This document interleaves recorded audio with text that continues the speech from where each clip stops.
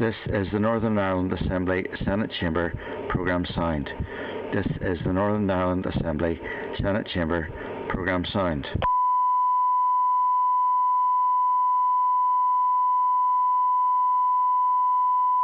This is the Northern Ireland Assembly Senate Chamber Programme Sound.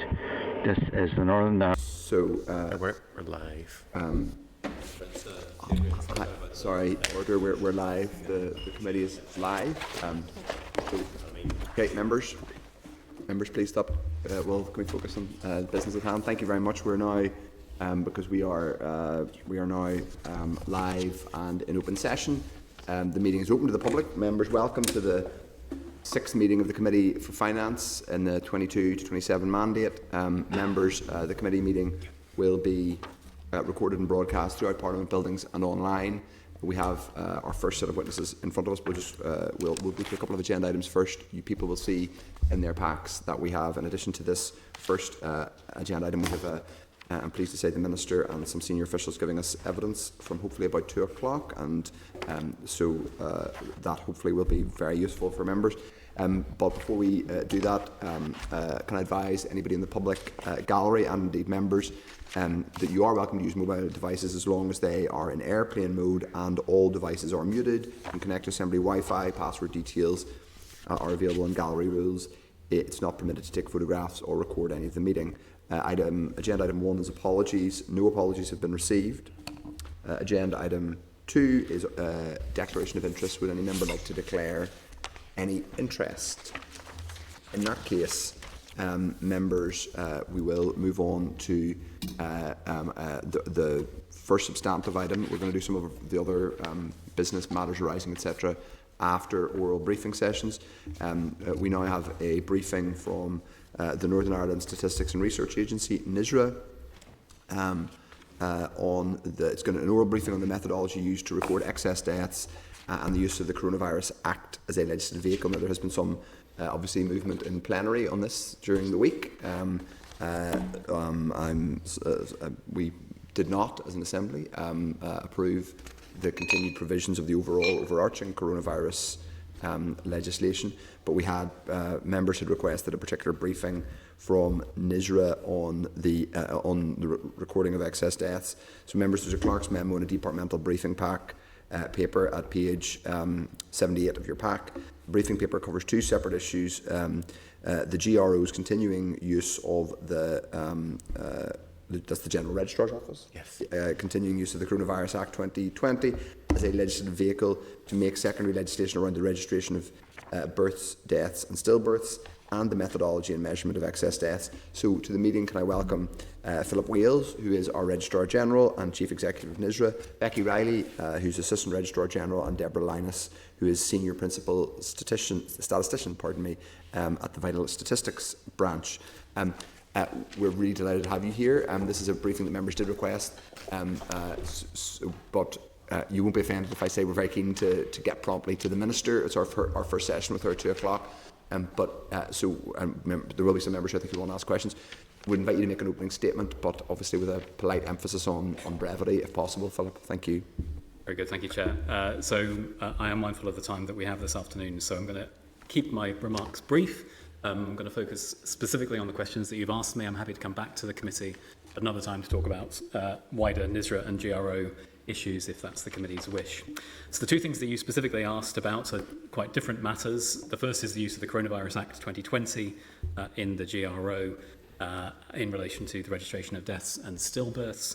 And the second has to do with methodological changes which have been introduced to estimates of excess deaths here in Northern Ireland.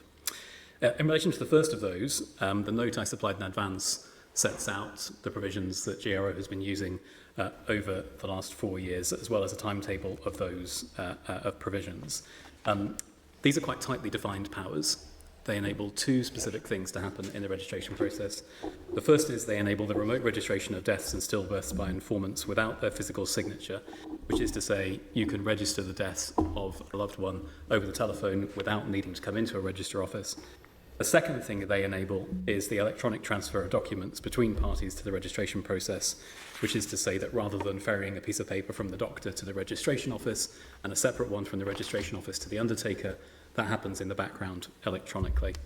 It's easy to see why these powers were important and necessary through the pandemic, but the truth is, over the last 4 years, they have become the established means by which the vast majority of deaths and stillbirths are registered here in Northern Ireland. Although we haven't conducted a formal consultation on these measures, informal feedback indicates that these provisions enjoy the support of parties to the registration process. They've improved the efficiency of the registration system, and perhaps most importantly, they materially ease the burden on many grieving families.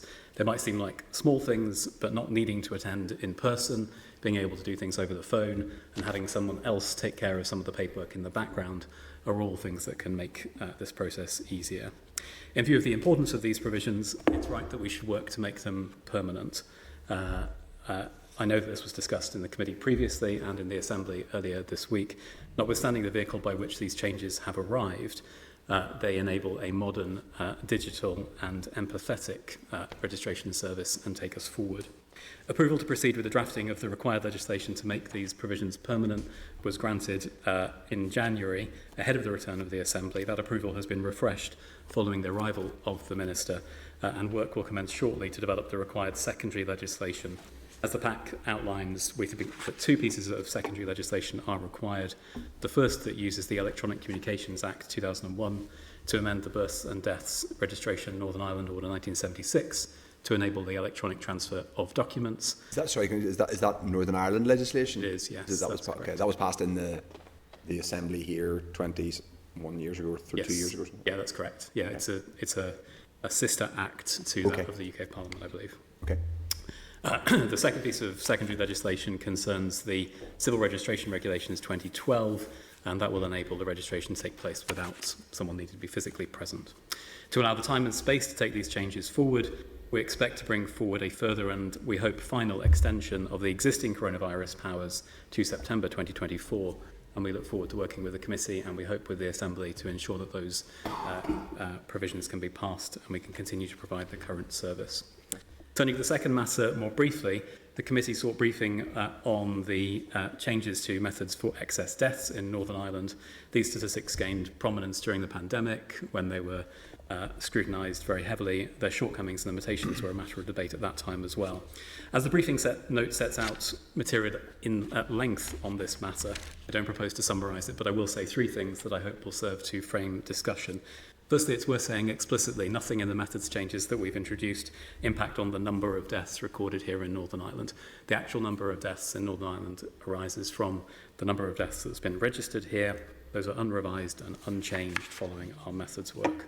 Instead, the methodological work that we've done is focused on how we estimate the number of deaths we'd expect to happen here in Northern Ireland. So this expectation, or a benchmark, or a yardstick, if you prefer, helps us to assess whether we have more or less deaths than might be expected in any given period. As we have changed our methods, we've changed the number of deaths we think are expected. We have then changed the number of excess deaths that are here in Northern Ireland. So it's important just to be very clear what the methods work here refers to. Secondly, the methodological changes that we have made are designed to improve the accuracy and reliability of our expected deaths estimates and of that yardstick that I talk about. Rather than simply counting past deaths for the same period, the new method accounts for population growth. If you have more people, you would expect there to be more deaths. Accounts for the ageing of the population. If you have more older people, unfortunately, you expect to have more deaths. And it also accounts for improvements to mortality over time. As medical science progresses and as we get better at holding diseases at bay, we've seen, particularly among older people, improvements in mortality rates over time. So we've introduced a methodology that attempts to account for these changes. The net effect is that we've increased the number of expected deaths here in Northern Ireland, and having increased the number of expected deaths, the number of excess deaths has consequently fallen. Thirdly and finally, as the note sets out, these are statistics under development, what would previously have been known as experimental statistics. This is a badge that's often used for new statistics or existing stats that are under development and which are being tested with users. This status recognises that this is a new methodology being applied to a high-profile and important output, and that the statisticians concerned are interested in feedback. And that seems like an appropriate point at which to suspend and invite questions. That's very comprehensive. Thanks. Just one question from me in terms of timing on the I don't think you, unless I missed it, apologies, you're confident that by September, our previous information was that by September you're confident you'll be able to have that used as the secondary powers under the Act that you mentioned, the, I think, 2001 Act, to regularise this, i.e. not be using coronavirus powers? Yes, that's correct. Yes. Okay. Yeah. So by September, we would expect then that to be brought to us as a committee for scrutiny as Absolutely. I don't know whether it's an SI or an SI, whatever, in sort of when we return after the summer, basically. We'll certainly look to consult with the committee Okay. in the fullest possible way. Yeah. Great, thank you very much. I've got some questions. Paul Frew. Yes, thank you. And can I first put on record, thanks to Philip and his team. He wrote to me proactively about this issue when I raised concerns through X. So thank you very much for that proactive stance, Philip. It really is appreciated. To add context to this, I've been very concerned about the levels of death in this country, especially March 22 to March 23, where we had over 1,000 excess deaths, old model. And the old model was basically facts. It was basically the numbers of deaths added together, divided to create a percentage, and then you launched that percentage. That was a figure of fact. Now the new model adds all these estimates and conjecture and modelling, and I worry, with the heightened sensitivity around deaths since the pandemic, that the change in model at this time, leading to over 3,200 excess deaths disappearing in Northern Ireland over the last 5 years, that this will shake confidence in NISRA's work and also ONS. How do you address that? So I think that's a great question, and I think it's obviously critically important in the business that we're in that we retain the confidence and trust of our users.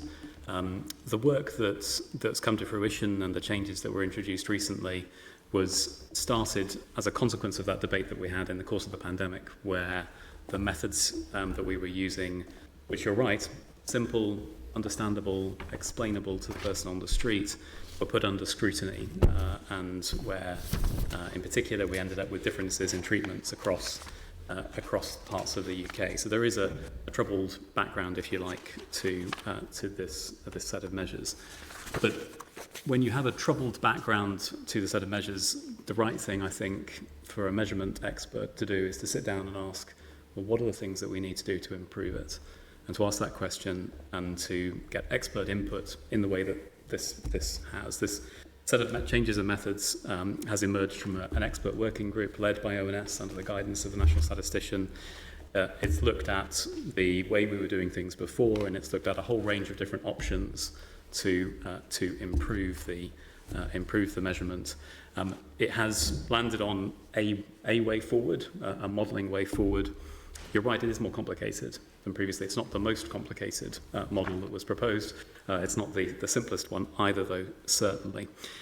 What it attempts to do, as I say, is to come up with the best possible expectation of death, of the number of deaths we can expect here in Northern Ireland, taking account of the things that we know. And I think that's the kind of method that you should place your confidence in, one that says, I won't just look backwards, I won't just know what I know, I will think about how the situation is evolving.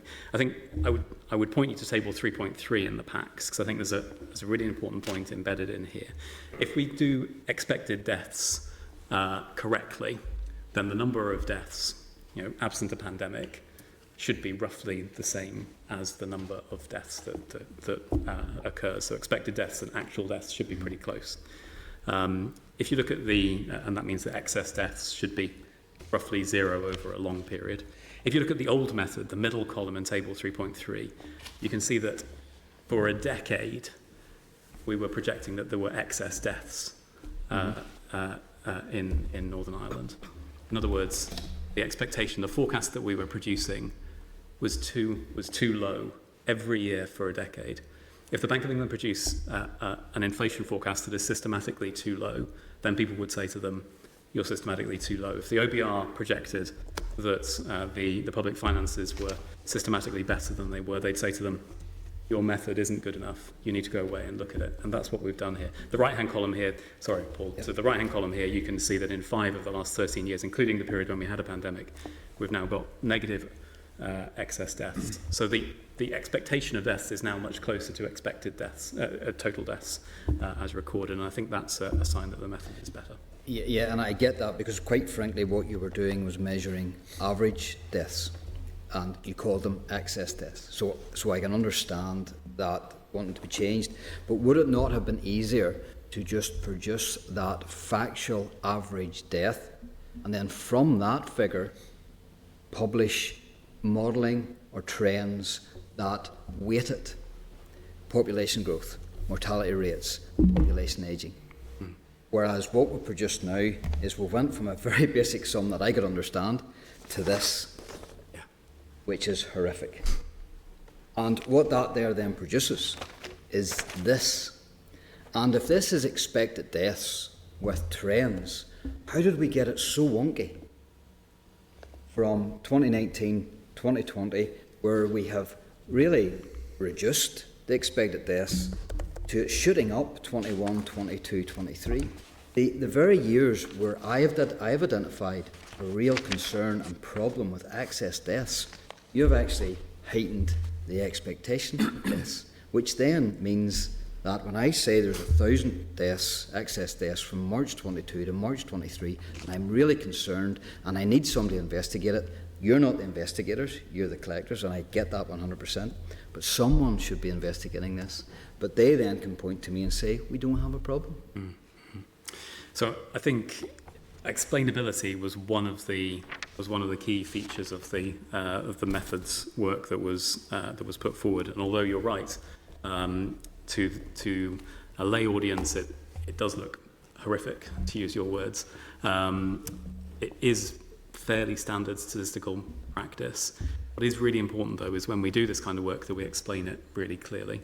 And I think what we're trying to do here in coming today and communicating with you, Paul, separately, is to try and set out that context. We do have an ageing population. We do have a growing population in Northern Ireland, and we do have changes in death rates and mortality rates over time. So we need to account for, I think some of the changes that you point to in the most recent period are a little bit idiosyncratic in the sense that these are about changes in the way that we're treating the pandemic period in particular.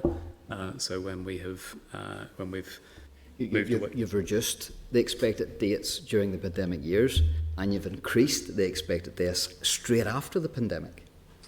So I think the treatment of the pandemic is an improvement in the new method. It is a balancing act. So during the pandemic, including the information about the pandemic in our measurement of expected deaths subsequently, if we don't think there's going to be a pandemic, we shouldn't include all of the information that comes through the pandemic in our measurement of expected deaths down the line.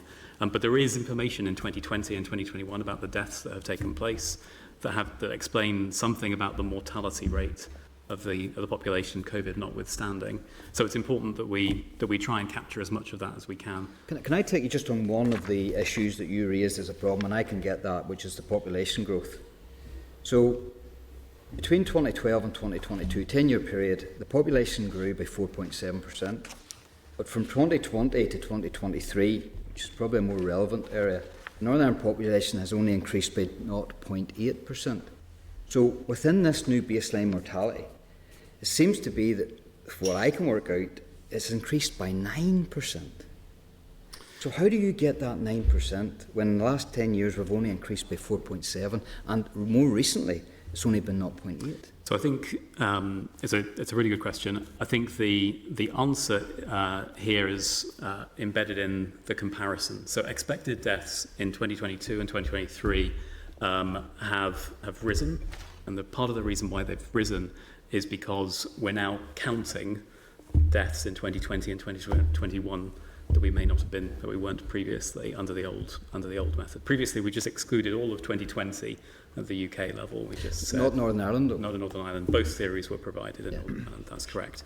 But by taking that step, by including more information from 2020, the change in expected deaths is being driven in part 15% high COVID deaths, you exclude it? That's correct, yeah. And that's a judgment call. I think we're quite open about that. Yeah. I think, as I say, it's a balancing act between wanting to include information about mortality during 2020 that is important for the projections of expected deaths, but not wanting to capture the whole pandemic. So how will this modelling, and that's what we've turned it into, and I really am worried and concerned about the confidence in this modelling. How do you factor in the increase in younger age range deaths, the 40s and the 50-year-olds, where we've seen a massive problem with excess deaths over the last 2 years, and also the massive level of excess deaths in private homes in England and Wales? We don't produce those figures in Israel. No, we don't. But they do in ONS. Yeah. So how does that be captured now in this formula?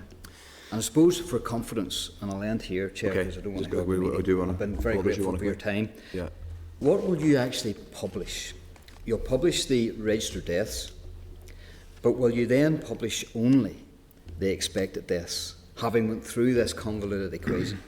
How will you inject confidence into this equation, and how can you be transparent with regards what you rate the population ageing to be, which we know that 80% of deaths are of people over 70, but we also know that older people are living longer now, and mortality rates are dropping. So how will you inject all of that transparency into this, or will you just publish registered deaths and expected deaths?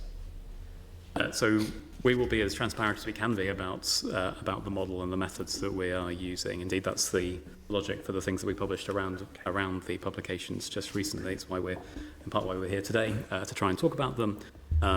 So lots of information is in the public domain about this method. Indeed, ONS have taken the step of putting the code that they use to calculate these estimates into the public domain, so users can collect that information.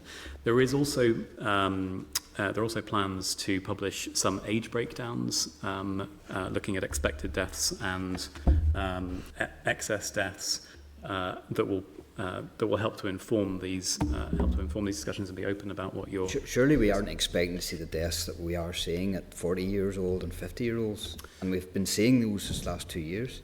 So the number of expected deaths among those aged up to 44 has gone down, and the number of excess deaths therefore has gone up. In part, that reflects changes in the number of people who are that age. That group of the population has shrunk, which is a different dynamic to that for the whole of the population. But as I say, there are outputs that we're planning. I don't know, Deborah, if you want to say anything about those. Certainly our plan is we finalise our annual data every year through the RG report, the Registrar General report, which is published around September, October. That will give us an opportunity to build in excess deaths broken down by sex and age group for each year. One of the issues for Northern Ireland is once we get into sort of more granular level information, sort of monthly, weekly, it starts to get very volatile. So the value of that will need to be assessed, but certainly we would like to show monthly excess for all of Northern Ireland without the age-sex breakdown. But yes, we'll definitely and in private homes, how we've never really recorded that publicly in Ezra, but ONS do. Okay. So how does this modelling work with deaths in private homes? So I'll take that away, Paul, because I don't think we have an answer for you here today. I'll be candid about that. I think is that is the one where the largest percentage increases are in England and Wales. Okay. Well, we'll take that away and we'll correspond separately with you. I mean, just to reassure you, I do think this method is more complete in terms of its coverage of age groups, rather than looking in aggregate at the number of people who died. We are doing this on an age-sex basis, and I think that's a serious improvement compared to where we were previously. Thank you very much for your time. Thank you. Thank you for the questions. Okay, if you have no further questions and no other committee members have any questions, I think I'm just going to say thank you to Philip, Deborah and Becky for coming and giving us that briefing. I'm sure there will be other issues that we will want to raise with you at some point. We are still awaiting, thank you very much everyone for your time, for coming to brief us. We are still awaiting the Minister. We're a little bit early, so I think we're going to go to Chairperson's business, just to go through some of the agenda. Thank you very much. We'll go through some of the remainder of the agenda just in advance of the Minister briefing us. Yeah, so thank you. So Members, we can go to draft minutes, which is agenda item 3. We've already discussed the previous one, so we have page 43. If you go to page 43 of your meeting packs, members, those are the minutes of the meeting on the 6th of March. So members, if you are content with that those reflect a true reflection of the proceedings on the 6th of March, people are content, thank you. Great. I will sign the minutes. Now, agenda item 4, where we get to the Minister, is our matters arising. Members, on page 54 of your meeting pack, there is a revised WMS laid in the Assembly on 6th of March concerning the public expenditure 23-24 final plan. Members are content to note it's the WMS corrects the record, and I think for good order, rather than simply carping about the WMS, worth saying it's good that departments correct factual errors when they're made. So people are content. We can, unless anybody wants any further information, we can move on to agenda item 2, which is on page 60 of the meeting pack. Members, the Assembly Audit Committee has copied this committee into correspondence it is issued to the Minister of Finance regarding the draft budgets for the NI Audit Office, the NI Public Services Ombudsman and the NI Assembly Commission. Members, it's probably worth noting that also at the same time in your tabled pack there is a letter from the Minister to us about regarding our previous correspondence about the budget of the Northern Ireland Audit Office. I might raise this with the Minister. I do think there's an issue around concern over the Audit Office and them having clarity over their budget. So we will. But if otherwise members are content to note or want any further information, obviously you can feel free to raise it in the evidence session. But at this stage, I think we'll get information from the Minister. Unless anybody's any other comments. Page 5, we've got the Minister outside. Okay, well, we will return to matters arising. There are one or two other bits, but we have the Minister is now with us very promptly. So we're now going to get a ministerial briefing on priorities and the budget. Thank you very much. So we have Minister, doesn't need an introduction, Dr. Keith Archibald. Thank you very much, Minister, for joining us. Permanent Secretary Neil Gibson and Budget Director Public Spending Joanne McBurney, who was here with us earlier on. Members, the Minister is here to brief us today on her priorities, departmental priorities going forward. The Minister will also provide members with an update on Budget 24-25 and the Executive Restoration Settlement Package. At page 105 of the meeting pack, members will find a clerk's briefing note and a number of supporting papers to assist the committee. At page 8 of the table pack, members will also find a copy of a letter from the Chief Secretary of the Treasury to the Minister regarding revenue raising to meet the conditions of the NI Executive Restoration Package settlement. I've already welcomed Kiva, the Minister, Neil and Joanne to the meeting. Chair, we just need to seek members' agreement for Hansard. Yes. If members are content, Hansard will make a note of the meeting. And we will ask the Minister to make some opening remarks before taking questions. Okay, thank you. Good afternoon, Chair, Deputy Chair, members.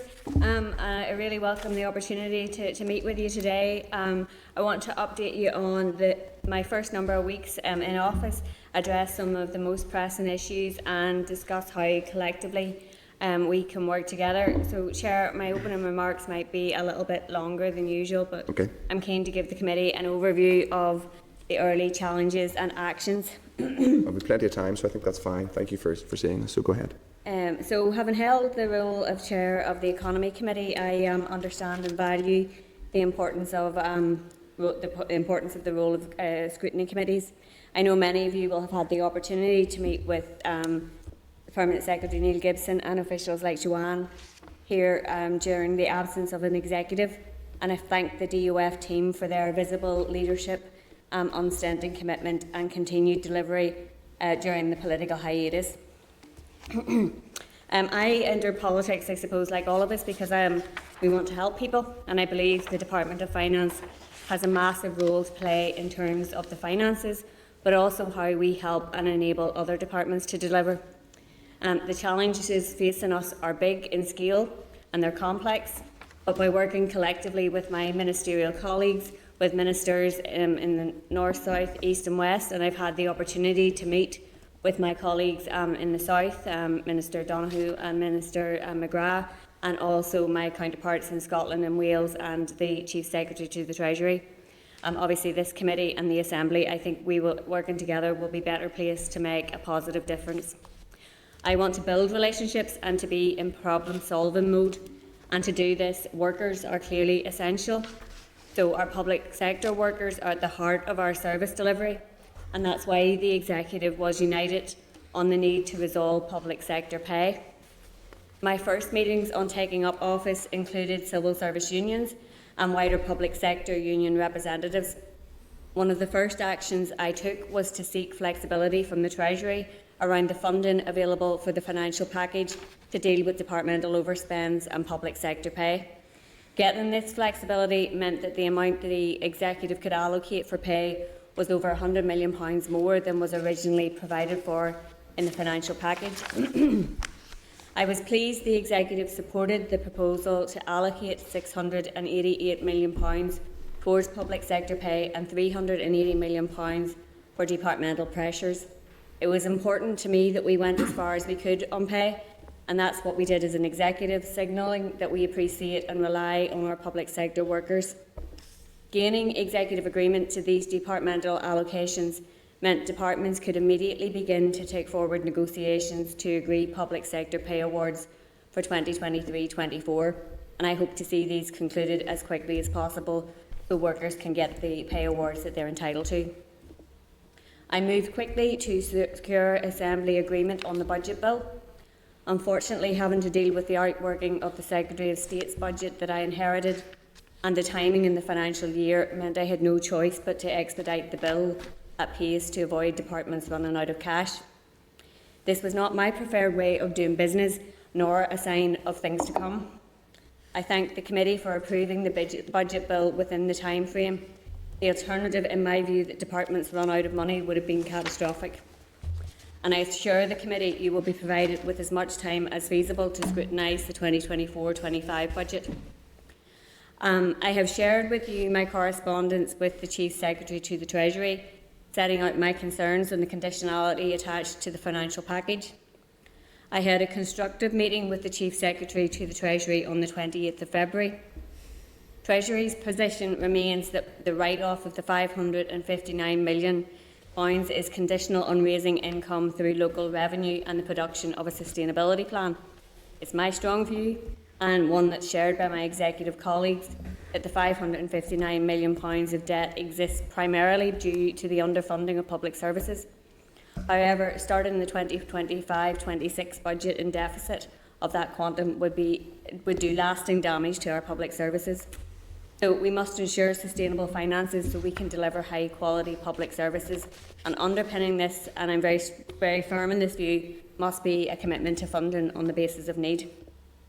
The Chief Secretary has, in our discussions, recognised the challenges of developing a rushed sustainability plan, and I'm therefore pleased to have secured an extended timeframe for an initial scoping and structure of that plan to be carried out by May, with the final plan to be produced by August. Getting it right is obviously more important than getting it done. Recognising the challenges of raising £113 million of additional revenue, given how close we are to the start of the financial year and the limited financial levers at our disposal, the Chief Secretary has agreed that this can be generated over 24 months instead of 12 months. The enhanced timeframe for both the development of a sustainability plan and to generate locally raised income is contingent on the Executive delivering a balanced budget. This will not just be a matter for me as Finance Minister, it will be the Executive's budget. And all of these issues remain for discussion between the Executive and Treasury. The Executive wants to transform our public services, and to do this we need investment. As part of the development of a new fiscal framework, we will want to look at all options to deliver efficiencies, generate revenue, seek alternative funding sources, enhance borrowing powers, and examine fiscal devolution. To support this, we will need a fiscal framework that reflects our level of need, and Treasury has agreed to commence work on this immediately. I will be identifying and resourcing the teams internally in my department to progress the sustainability plan and fiscal framework. I have written to the Chief Secretary to the Treasury to arrange a face-to-face meeting to accelerate work on the sustainability plan and fiscal framework, and separately, Treasury officials are liaising with my officials on the application of the needs mechanism, which will increase the Barnett consequentials from 99 million to 123 million. I know one of the areas of keen interest for the committee to date has been rates, and rightly so, given the instrumental role they play in funding our public and council services. Recognising the acute pressures on households and businesses, the Executive decided to keep the regional rate in line with inflation. This is a clear demonstration that we acknowledge that we need to place our finances on a more sustainable footing. I thank the committee for considering the regional rate legislation at pace. Your approval and subsequent Assembly approval means the bills can now issue on time, giving households and businesses certainty to plan. So far this year, Land and Property Services has collected a record £1.5 billion in rates. This is the largest amount collected by LPS within a rating year, and more than £140 million more than last year. Turning to rate debt, which I know there's been a lot of interest in, the rating debt has increased for a number of reasons, including the impact of the COVID pandemic, the cost of living, cost of doing business crisis, and I want to assure members this is proactively being addressed and proportionate action is being taken. LPS works with ratepayers who are experiencing difficulty in paying their rates, and this is evidenced by almost 11,000 ratepayers having an agreed payment plan in place to pay their rates over a longer time period. When there is persistent non-payment, legal debt recovery actions are taken. Approximately 40% of all rating debt prior to the 31st of March 2023 has been the subject of legal proceedings. I've already touched on the very wide remit of the Department of Finance. It looks after everything from cyber, IT, legal and audit services, birth, death and marriage registrations, mapping, procurement, the government estate and provision of official statistics through NISRA, to name just a few. The committee has shown an early interest in specific areas in recent weeks, and I want to touch briefly on these. As you will know, a consultation on domestic and non-domestic rating release concluded last month. Over 1,400 responses were received. I want to take time to consider these and will shortly be engaging with my officials on their initial analysis, which of course I will share with you. Our rating system must be fair, equitable and progressive and aligned with the Executive's economic vision, expanding our tax base and supporting businesses to grow and to create jobs. These consultation responses will provide a fresh evidence base to help inform possible next steps. I will shortly be holding bilateral meetings with all ministers to discuss the 2024-25 budget. We all want the best public services, and when you listen to ministers around the executive table and in the media, the current projections indicate an extremely difficult and worsening financial position. To allow time for ministers to collectively agree priorities, we have agreed a short extension to the timescales, which should see the 2024-25 budget presented to the Assembly at the end of April. In terms of procurement, there is understandably significant interest in the Horizon Post Office scandal. It's important to set out that public procurement here is regulated through the Public Contracts Regulations, which outlines the procedures for public sector tendering and award of contracts.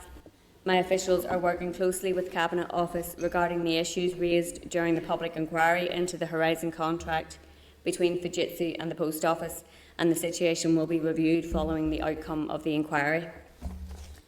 My department has commenced an ambitious programme of work to reduce the office estate footprint by 40% over the next 5 years, and I know you have recently heard from Sharon Smith on this. An example of this is DERA co-locating with the Department of Finance in Clare House. This maximises our building usage and offers opportunity for collaborative working, and I'm obviously delighted to have my friend and DERA Minister Andrew Muir as my near neighbour. At a time when public services are under pressure, we must ensure that we maximise the buildings that we have. and you will have seen significant sites for sale, including Netherley, Clarence Court and Victoria Hall. During 2023-24, we will have exited 12 owned and leased buildings and plan to continue exiting leased buildings at the earliest opportunity. This will ensure we have an office estate that meets the changing needs of the civil service while reducing our carbon footprint. I also want to mention the work that's underway to enable transfer of documents between various parties involved in the registration of deaths and stillbirths by telephone without an informant signature. To date, these changes introduced during COVID have been extended on a temporary basis under the Coronavirus Act 2020. In the absence of an executive, it was only possible to extend these changes on a temporary basis. With the institutions now restored, I have provided my officials with permission to proceed to make these changes permanent. And before I turn to my closing remarks, which I'm sure you'll be glad to hear, I want to assure you that I want to make sure the department is not always about reacting and responding. I am personally committed to placing the executive's finances onto a sustainable footing and to transform how we deliver our public services for all our people, to look at issues like waiting lists and childcare and public sector pay, and to protect those who are most vulnerable. I want to make sure that in developing budgets, my department not only fulfils its role in relation to our equality duties, but ensures best practice in promoting equality. And I'm also keen to explore the gender impact of budgets. I hope these remarks, which are a quick run through some of the ground that we have covered, and provide an overview of where things are at this early stage. There is no doubt that the financial outlook for public services remains very challenging, but I want to focus on what we can do to help people and not just what we can't. The Chancellor's spring budget, and while additional money is always welcome, the extra £99 million we will receive from this won't make a dent in the challenges that we face in delivering our public services. As an executive, ministers will collectively and individually have to make many unenviable decisions. We all know people and families who are facing many pressures, and it's those people that I am most concerned about. I want them to know that the Department of Finance and the executive is in their corner. We don't all have all the money that we'd like to do everything that we need, but working together we will be better placed to maximise the limited resources available to us. So thank you very much. Thank you very much, Minister. That was comprehensive. Thank you for coming to see us early in your tenure, and I hope you're feeling a bit better. Thank you for coming out doing the statement yesterday. I know it's not easy when you're not feeling 100%. Just on budgeting, when will we have the 24-25 budget? So I am in the process, or well, the officials are in the process of engaging with departments around their levels of need in respect of what they want to do in 2024-25. The department has received, I think, returns from most departments, and we will be going through a process. I'll be going through a process in the next couple of weeks of doing one-to-one meetings with individual ministers to talk about their bids. Obviously, the budget for the incoming financial year is going to be very difficult. We are looking at last year's baseline for the beginning of the financial year and the additional £520 million plus some other individual pots of money. I think like the 37 million for waiting lists. So it's going to be very challenging, and obviously we have committed a significant amount of money towards public sector pay in terms of having hopefully made pay awards early within that financial year. So that's going to have to be recurrent. So there will be difficult conversations had with ministers around their priorities, and we are hoping to have that to the executive early April, and so that it's able to be presented to the Assembly by the end of April. And obviously to give you the time to be able to properly scrutinise it. So the intention is end of April that we'll get the 24-25 budget. Okay, just on, obviously the legislation is before the financial year, but totally understand. I think it's reasonable that it's a little bit longer given when the executive restored. Just on a couple of points around the restoration package. The overall number, 3.3 billion, which as always with these things is kind of added up in the most optimistic way possible and with the most top spin, does the department agree that it's a £3.3 billion package, first of all? Do you agree with that number? Well, I suppose there was, if you break it down into individual parts, some of it was due to overspends over the last couple of years because we were being underfunded. Some of it is repackaged money, so it's not new money. Yeah. So I think... And the repackaged money is part of the 3.3 billion? Yes, it is, yes. So there's 708 million that is under the broad banner of transformation. Yeah. And some of that is repackaged money. Good. I'm glad to have, because there's a bit of disagreement about that now. I think we've got that. Fiscal Council thought that, and now you guys are saying that that's useful. Just on the reallocated money, then there's obviously been a lot of discussion about particularly around shared and integrated education. Is it the department's view that the ring fence should go back on that 150 million? So the ring fence money, and obviously it was a decision taken entirely by Treasury as to what to unring fence and include it in the financial package, has been provided to the executive as resource funding. So there was some that was previously capital, it's now resource funding.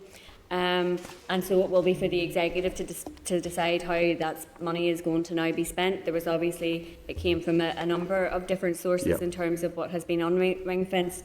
And there are obviously projects that ministers might want to take forward, and they will bid for those through the 2024-25 budget, and we've asked them to identify where it was money that was previously committed to certain areas and where those projects are being taken forward under that banner, and then it will be for the executive to make or to agree the allocations. If I was asking you now, would it be your view that, obviously subject to the Education Minister making this bid, if it was you, if were up to you, would you be minded to agree to the 150 million ring fence going back on those projects? And if you could get the agreement to the it being capital, would you be minded to agree to that? So I understand that from what the Education Minister has said, and obviously I'm not the Education Minister, so but my understanding of what he has said is that the 10 shared and integrated projects have been placed within the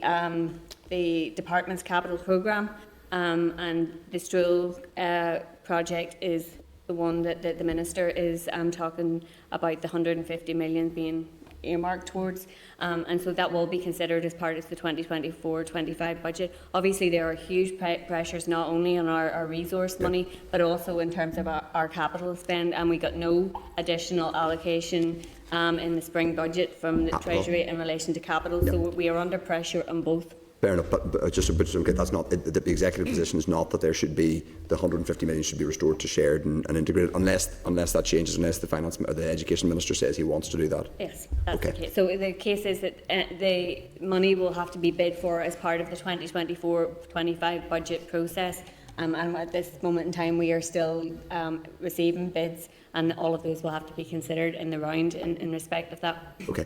On the PFG and sort of the multi-year budget piece, and understanding that it'll be a one-year budget this year, is the department working on a multi-year budget to be aligned to the to a PFG? So I'll say a couple of things in respect of that. So as I mentioned in my comments, we are going to be in the process of developing a sustainability plan very shortly, scoping out what that looks like. So that will involve a productivity plan, a capital plan.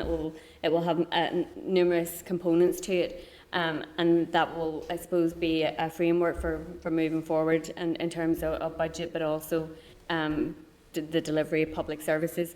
And the multi-year budget will be dependent on the spending review. We understand there won't be a spending review until after the general election. Yeah. And so it'll be for an incoming government to decide how many years that spending review is for, and we will be tied to that, I suppose, in terms of setting our budgets to align with whatever the spending review period is.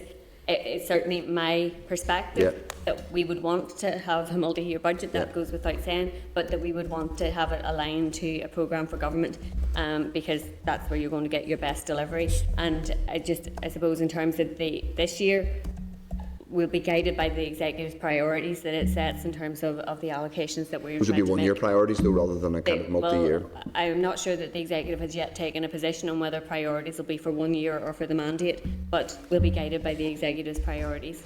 Okay. On the sustainability plan, does that mean that there is an agreement to, as part of that, raise revenue?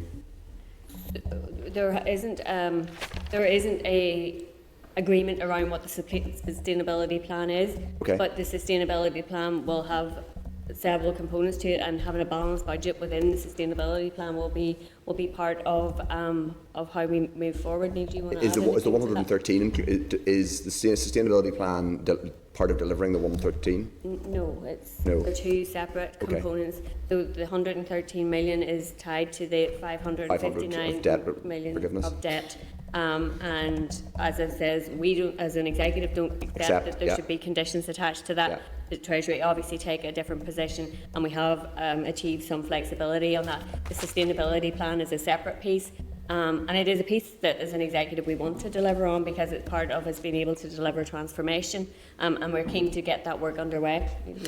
Yeah, I would just add to that, Chair, the move to long-term thinking is something the Department and Minister are very keen to do. Sustainability plan is one of those components, multi-year budgets is one, but the scale of pressures that we're seeing coming in through the bids, there is no possibility of solving that in 1 year chunks. It will have to have a long, so whether the sustainability plan was a requirement of this package or not, the long-term thinking and setting out what the long-term transformation and funding of public services is the right way forward, and this longer time will allow us to do it more fully. Given the sustainability plan feels a bit like it's something that the Treasury are kind of demanding, for better or worse, wouldn't it be better for us to say, well, hang on, we want to do a sustainability plan which is based on our multi-year budget and our programme for government, so we'll tell you what we want to do over the next 3 years, we'll tell you the budget that we want to do it, and as part of that we will indicate our views on sustainability. Would that not be a more kind of front-footed way of doing it? So, well, they asked for it initially by May, and we made clear that that was unrealistic. It was unrealistic in terms of what we wanted to achieve for a sustainability plan. We've got agreement now to have an extended time frame in relation to the development of that. We are still in the process of scoping out what we think a sustainability plan should look like and over what time period a sustainability plan should be developed or should cover. And whether it's for the period of a mandate, if it's to match up as you mentioned with the this year and plus the spending review period. So we're still working through some level of detail in relation to all of that. Okay, just on the 113, has the Department accepted that the executive will have to raise 100, even if it's over 2 years? The concession is that it's over 2 years, not one, but it will have to be raised, the 113. So what the Treasury have told us is that we have to deliver a balanced budget, and there is an expectation within that of revenue raising. Obviously, we have moved to the point where this year we have increased the regional rate. We did it in a way that we tried to mitigate the impact of what the increase would be, but also ensure that we were actually delivering some additional money for public services. That comes off the 113? That comes off the 113, and it carries forward into the next year as well. So if we kept it at that level, there would be another 31 million added on to that for next year. But as Neil has said, the delivery of a balanced budget is going to be very challenging for individual departments, and they're all going to have to look themselves at how they achieve that. And the budget process, obviously they'll be making bids, but it is going to be very challenging to live within the budget that is set by the Secretary of State last year as the baseline, and the additional 520 million that we have on top of that. Christine Harris is an extremely right-wing Tory. I think we all agree with that, and had set a punishment budget. It is right to say, I think I'm right in saying that last year's regional rate was actually lower in real terms than this year's. Only the domestic regional rate was increased last year, so the non-domestic it was below inflation, whereas this one was so the Tory one was actually oddly lower than this one. Okay, I have a couple of things to come back on, but I don't want to hog too much. So I'm going to go first of all to Steve Aiken to leave because there's been a family bereavement. So condolences to Steve, but Steve is going to go first in our questions. Yeah, sorry about that. I'm sorry I'm not feeling better, Cleve, because I'm not. I'm feeling very rough, to be quite honest. Sorry, I need to stand up so we can actually. There was the question on the sustainability programme, and I think as we've looked more and more at the figures, we're chasing somewhere between about 250 to 500 million if we are to get ourselves in a sustainable programme as we go forward. how radical do you think we have to be to achieve that? Because I noticed in your remarks you didn't mention anything along the lines of differential income tax. We didn't mention any of the other proposals as well. And we are, no matter what we're doing, we're continuously chasing this £500 million. So how are we going to do it, and how radical do you think we should, as elected politicians, be? So how we're going to do it, Steve, I'm not sure that individually I'm in the position to answer that, because it is going to have to be an executive effort to be able to put our finances on a sustainable footing, but also to deliver the transformation that we need. And the transformation piece is going to be key in terms of living within the financial envelope that we will have. But I'm very clear that the underpinning element of it is being funded to need going forward, and that's not the situation that we're in at the minute. So we have a financial package for 2 years. We do have the agreement to immediately commence the negotiation around the fiscal framework. I mean, that's a really important piece of work, because it's the elements that coming together that will provide us with the way forward in terms of that. And we will be resourcing the teams internally to take forward that work with Treasury quite soon, and we will be scoping out what our view on that is.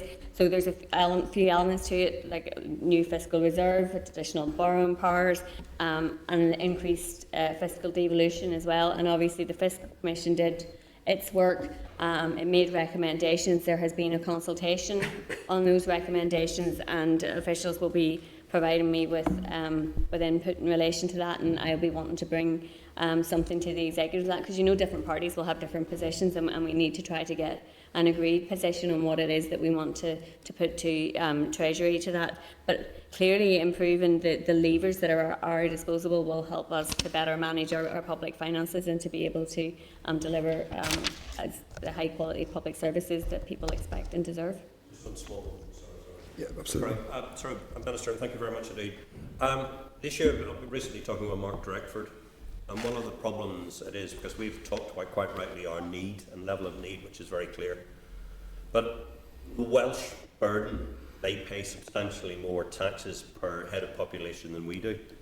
And the differential still comes down to that figure of about £500 million. So it's how do we get to the point where we have the realism that we have to either shape and transform our services in a way that we deliver £500 million of savings, which I don't think is possible, or we look at how we raise that extra revenue, because it just seems to be everybody's taking everything off the table. All the things that were proposed have been taken off the table. So how are we going to fill that gap? Because no matter how much we talk about this and whatever it is, unless we get to that point and fill that gap, we're never going to achieve our goal. And I would agree with you, and I think most departments would agree with you that trying to find more efficiencies is going to be really, really challenging, and transformation takes time and it takes investment. And obviously we will continue to make the arguments about the relative level of need, but if you have a government like we do in the Tories that are underinvesting in public services, where we're only getting the relative amount, even if we were getting funded to the level of need, and obviously those are ideological decisions that are being made in London, but we as ministers and an executive here have to try to deliver the highest quality public services that we can. That does mean that we have to look at the whole gambit of elements in terms of trying to do that, and that means, like, we were able to raise the regional rate this year. We will be looking at the fiscal framework negotiation, and obviously we will be challenging departments in terms of any efficiencies that they can find, but also that transformation work. And we do have a transformation pot of money as well. It's not huge, but that's work that will be commencing quite shortly as well, in relation to how we can start to move projects forward that are going to deliver transformation that is going to strengthen our public services and put our finances on a better footing. If I may just come in on that as well, I just want to reassure the committee that whilst we can rightly focus on those areas of significant quantum of money, it doesn't move away from the fact we need to be absolutely as careful and as precise with every penny that we do spend. So the scrutiny that this committee will provide and the work that we get through our audit teams and external audit functions remains incredibly important. Sometimes when the numbers seem so big, it can often mean that you think of the smaller pots of money as less critical or crucial. They're not. Every penny matters. So it's very important that we continue to scrutinise all of the spending that we do, and I wanted to assure the committee we're working on that. And it's funny you should mention that, because one thing I want to press you both on is around funding for the NI Audit Office. Precisely having raised it, I think it's very important that we get some of that on the record, because there are real concerns there. Did you? Okay. And again, our condolences to you now, Deputy Chair Diane Forsyth. Thank you, and thanks very much, Minister, and your officials for coming today. I'm going to speak on rates. Rates being one of the most significant bills that our households are facing every year, and to see the high levels of unpaid rate bills and rate debts written off every year is extremely frustrating for those hard-pressed families who are struggling to pay their bills. And the Minister noted a record high on collections this year that we're currently in, but the Acting Chief Executive of LPS, when she was here, accepted the point raised to her that this was related to the increased value of the rates bills as opposed to the increased percentage of collection of rates. So I just wanted to ask what steps the Minister has taken to ensure that maximum rates collection occurs. So I have engaged with Sharon, who's the Chief Executive of LPS, around this issue.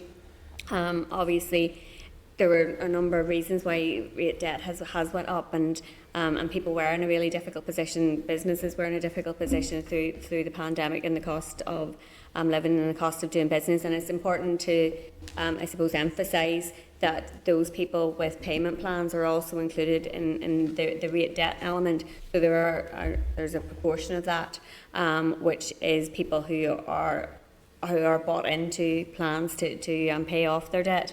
And legal action is only taken when it's a persistent non-payment, or when ratepayers actually fail to engage with LPS. There were, I think, 7,000 magistrate court proceedings this year in terms of advising ratepayers of legal actions being taken against them, and approximately 4,000 court decrees have been granted by the magistrate courts. So the department is taking it seriously, and I will let Neil come in a wee second as well in relation to this, because it's a piece of work that's going to take some time, because obviously people were, as I said, under significant pressure over the past number of years, and the department has set itself targets in terms of bringing that down. And it was one of the reasons, one of the considerations into the level of regional rate that we set this year, because if it had been too high, it would have been forcing more people into difficulties paying and increasing that debt, and that definitely wasn't what we wanted to see. So it was really important to me that we struck the balance in terms of the regional rate in trying to raise money to deliver quality public services, but also not to put too significant a burden on households and businesses. Neil, do you want to? Yeah, just to reassure as well, we have new personnel and staff dedicated to, and I've been looking at some papers around targets and how we can drive down that number. As Minister has said, we're at the behest of courts and others in this process, but I think an important point as well is we've been very proactive in getting people to reach out to LPS and set up a payment plan. So there are quite a number of people within that overall large figure who are paying the debt just over a slower time. So we're looking as well at ways of better reporting that, perhaps to better explain, because what we don't want is any feeling or perception that if debt's too much, the first thing should be a phone call to LPS and have a conversation and see whether we can work out a plan or a programme that allows us to collect that. But we have more dedicated resources now to looking at collection of unpaid debts, and as you can see, quite a significant component of that falls in the very near term. So that's where we focus most of our efforts to make sure we can get that recollected. And if we can get people onto a payment plan or business onto a payment plan, that's a better position than not collecting anything. And just to say, in relation to rate debt write-off, it's only in a limited number of circumstances where a business is insolvent, where someone has died, or where a company has been dissolved. And I think just to reinforce that piece about engaging with LPS, because obviously that's the preferred course of action, that somebody is, or a business that is in difficulty is engaging with LPS, and there are people there who are very keen to help and support people who are in difficulty. Yes, all write-off decisions are taken case by case, looked at in the detailed way. There's no mechanical process for that.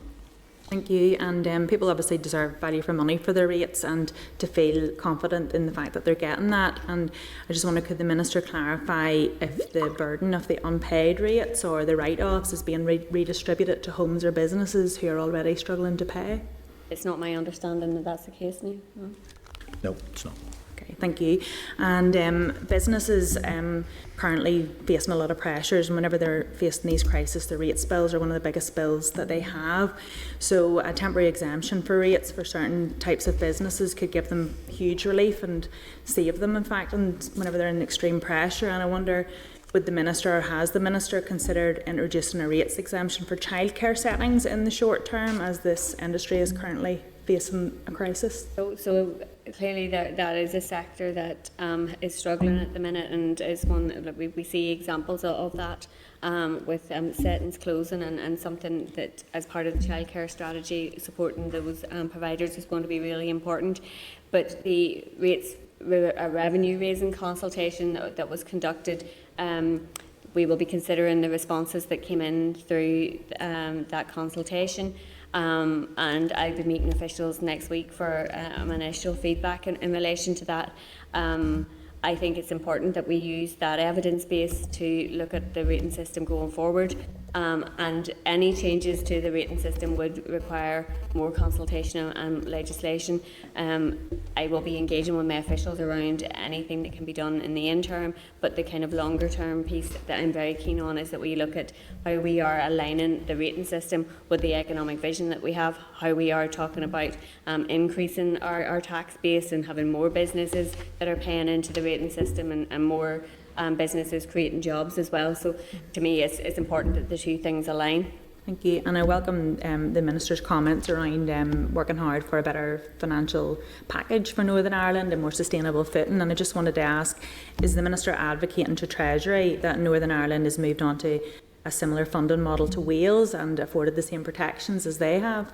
So obviously, I was really pleased that we did get the agreement from the Chief Secretary to begin that engagement immediately around the new fiscal framework. So obviously they, as part of the financial package, agreed or put forward 124% as a level of need. I know numerous parties, including my own, think that that could be higher, and the Fiscal Council have done some additional work in relation to that. And I suppose the difference between what we are being proposed in relation to the fiscal floor is an actual, it's going to, if we are on the trajectory that has been set out currently, it's going to take well over a decade, maybe more, to hit the level of need, and in effect it is a fiscal ceiling rather than a fiscal floor. So what we really want to see is that being baselined in from the start of the next spending review, and we are keen to engage around that, but also the level of need. But for me, the most important component is actually getting it baselined in, because that's what's going to make the difference to our budgets. Thank you, and I thank the Minister for sharing correspondence with the Treasury and communicating well with the committee on that. Thank you. Is there a timeline on the fiscal framework? I mean, do you have a specific, by the end of the year? Is there a principle, like surely by the ICSR would be like? So we are in the. I have requested that we have another face-to-face meeting quite soon, and we are going to be putting forward some of our proposals in relation to how we take forward this piece of work, and then we will be looking for a constructive and intensive engagement around that to try and achieve that as quickly as possible. There is, I suppose, one particular point in relation to the spring budget that was announced, and we had the still 24 million you need to get. Yep. So we need to get that. Surely they just give it to us as a gesture of goodwill. What do you think, Joanne? I don't think Treasury operate the gesture of goodwill, but there's nothing to suggest that it's an issue at the minute. We just need to work through some of the mechanics with them, which we'll do very quickly. You're presumably factoring it into your 24-25 spending, are you? That 24, it's not very much money, but I'm going to go to Jerry Kyle now. Thanks, Minister. Thanks. Advice and answers. Minister, you made a lot about sort of public sector pay deals, and you said it there again in your opening statement, and like you said, the executive wants to make it clear to the workers that they're in the corner. I want to ask your assessment about the fact that Translink workers have rejected a pay offer, which is a pay cut in real terms. You've had some deals where workers have got 5% on a lump sum, others, teachers have got 10% as well, and think that's obviously important, but we have to be careful about trying to pit workers against each other. Not saying it's necessarily a devised strategy, but who knows. I want your assessment, Minister, of the fact that Translink workers have rejected the current offer. Junior doctors were out last week. FE workers possibly might reject, but there's a few emails that I've got, and maybe yourself and other members have got, about inadequate pay offers. So I want to ask your assessment of those disputes in particular. Well, I would say very clearly that certainly I don't believe that there is a strategy to divide or pit workers against each other. Certainly not. And what I suppose I only have responsibility for the civil service workers, and a pay deal is being considered by unions at the minute, and NIPSA actually recommended it to their members. So I'm hopeful that staff and workers will look upon that pay deal favourably. Obviously, unions and their employers will have a negotiation process. It's really important to be that negotiation process is properly respected, and that workers have the time to consider what's being put to them, and where it falls short of what their expectations are. Clearly, they have the right to take that position and to take action if that's what they choose to do. It will be for those individual groups of workers to negotiate with the employers in respect of that, and Translink workers or whichever group of workers, it will be for their employers to put forward an additional offer if they are in the position to do that. Okay, thanks, Minister. I would suggest that the executive aren't in the corner of those workers for taking strike action. Appreciate you'll obviously disagree on that point, and obviously your executive colleague John O'Dowd will be the minister if they do take strike action in dispute, and also obviously there's ministerial decisions to be taken individually, but you obviously bring forward and allocate the budget, so I think it is a responsibility on your... And if I just respond to that, the allocations that were made were based on what departments had indicated as their pressure, so it was there was a process in relation to that. So okay, moving on, Chair. Minister, what ask this as an assembly question, but I may as well ask you while you're here. What legislation do you intend to bring forward in this mandate? In this mandate, we haven't finalised the extent of the mandate. We have been asked by the Executive Office what we intend to bring forward for this year, and there are a number of pieces that we are looking at, not least putting the Fiscal Council on a statutory footing, also the marriage reform, and I do not have the list in front of me, but I think there was three items. Is there a rough timeline when we'll know what there is still work? There is still some work to be done. Sorry, is there a timeline when we'll know as members sort of what you intend to bring forward? Yes, I'll be communicating with the committee in relation to the legislative programme. There is still some work to be done in respect of all those pieces of legislation. Work has been done, and a considerable amount of work has been done in relation to the Fiscal Council bill, but there is still some considerations that have to be decided upon. And just final question, Chair, Minister. Revenue raising is always, touted out and suggested as a solution to, I would say, please the Treasury Tory dragon. But in terms of revenue raising, what's never emphasised or addressed is wealth. It's already talked about in these corridors. Corporate profits are up to record levels. Collective revenue of the top 100 companies is 31 billion, astronomical sums and figures. I want to ask your general assessment of that, and also are there any plans to look at corporation tax? From my understanding, Neil, of your comments to the last committee, and it could be my interpretation, was that in the discussions with the Westminster, the British government, there was no plans to increase corporation tax, but is there plans to reduce it, which would be very concerning. But I want to ask the Minister's view on that general question, and specifically about corporation tax.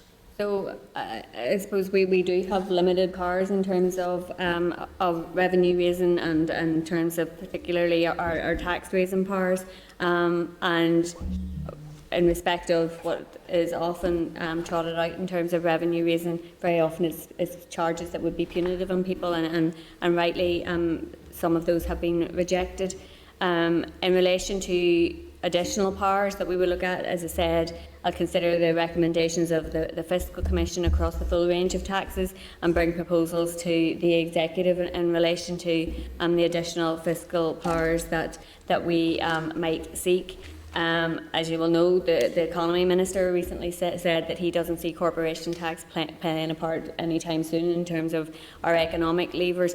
But you will also know that the legislation that devolved corporation tax that hasn't been commenced had a fiscal sustainability and affordability clause within that as a prerequisite, and certainly it's not something I see that could be brought forward without having certainly a fiscal floor and that was properly funded in there. And it's also my firm view that devolving corporation tax would only be worthwhile if ordinary citizens were actually going to benefit from it through this creation of sustainable, well-paid jobs and economic development. So I will, as I say, be bringing forward a paper to the Executive in respect of general fiscal devolution, and then it will be for the Executive to take a position around all of that. Okay. Thanks. Constable Till, got quite a few to get through. Owen Tennyson's next. Thank you, Chair, and thank you to the Minister for answers so far. Just returning to the issue of our funding formula. Minister, what's your strategy in terms of arriving at a view on what the appropriate level of any fiscal floor should be, and for evidence into Treasury that our view is correct and theirs is wrong? Well, I have had an initial meeting with the members of the Fiscal Council, and obviously they have done a significant and useful piece of work around the fiscal floor and some additional work that has just been published, and clearly there is a case that can be made that it should be a level up. So I will be continuing to engage with the Fiscal Council around the work that they can do to help support any arguments that we are making, and obviously then it will be up for us as an Executive to get into that negotiation with Treasury around, as I say, the getting the fiscal floor baselined in for the beginning of the spending review, which I think is critical, but also around the level of need. And do you intend to commission any additional independent research to support that work? Well, I think I will take the view of the Fiscal Council around the work that is there, and I think that we will be open to considering other ideas in respect of that. But Neil, is there anything you would be willing to add? Yeah, certainly Wales went with the route of the famous Hotham approach, and there may be some merit in the need for it, but we'll, as Minister says, deploy that and use that if required. I think the important piece is if we were below a level of need and rising at £124 for every pound or 127 for every 100, that would be important to get that figure right, but the more important thing would be that you didn't fall below the need in the first place, so getting the floor right. I think it's important to say as well on need, put my old economist hat on, one of the things you don't want to come across in any negotiation or conversation with Treasury is that it's a level of perpetual need. So there are some areas of need, rurality or peripherality, that don't change, but things like levels of inactivity or sickness levels are things that you want to make the right choices as an Executive to ultimately drive down. So one of the things you don't want to look like is that the question is to try and suggest that you are fundamentally economically struggling, but you actually have a sustainability plan and a vision to do better, but being below that level of need for any sustained period of time will do so much harm that actually it's got the potential to drive up the level of independently measured need. So it's making sure that the arguments are clear, that this is in everyone's interest, not just in Northern Ireland's, that you don't do that level of harm that makes the financial burden even worse because you've done so much damage that you've driven up inactivity rates or you've made the economic performance worse. So I think there's a very clearly, there are models from the Welsh. I mean, the Welsh example was essentially saying you could spend an almost infinite amount of time and detail and modelling and analysis, and they ended up with a more straightforward and stripped down model. But it obviously didn't capture some of the aspects, policing, justice matters, that maybe would be more unique to here. So it's certainly not ruled out. Whether the Fiscal Council could fulfil that role or whether it needed a different independent badge, we're going to sit down with Treasury and with colleagues and work out as part of the fiscal framework and the budget. I think the way to frame it is the vision for long-term sustainability is a combination of budget sustainability plans, fiscal frameworks, transformation. It's a whole combination. and we will make sure that we make the strongest case for how to correctly take the right evidence to get the right level of fiscal need. But the first and most important question is the potential risk of falling below it is so potentially damaging that we want to make sure we do everything we can to avoid that possibility. Thank you. Just turning then to the conditions around revenue raising, and apologies if this point has been addressed with the Chair, I just want to ask a point of clarity on it. Is our understanding now that in 24 months' time we should be at a point where we're raising the equivalent of £113 million per annum, or is it that we have to raise £113 million over 2 years, i.e. approximately 50 odd million in each of the years?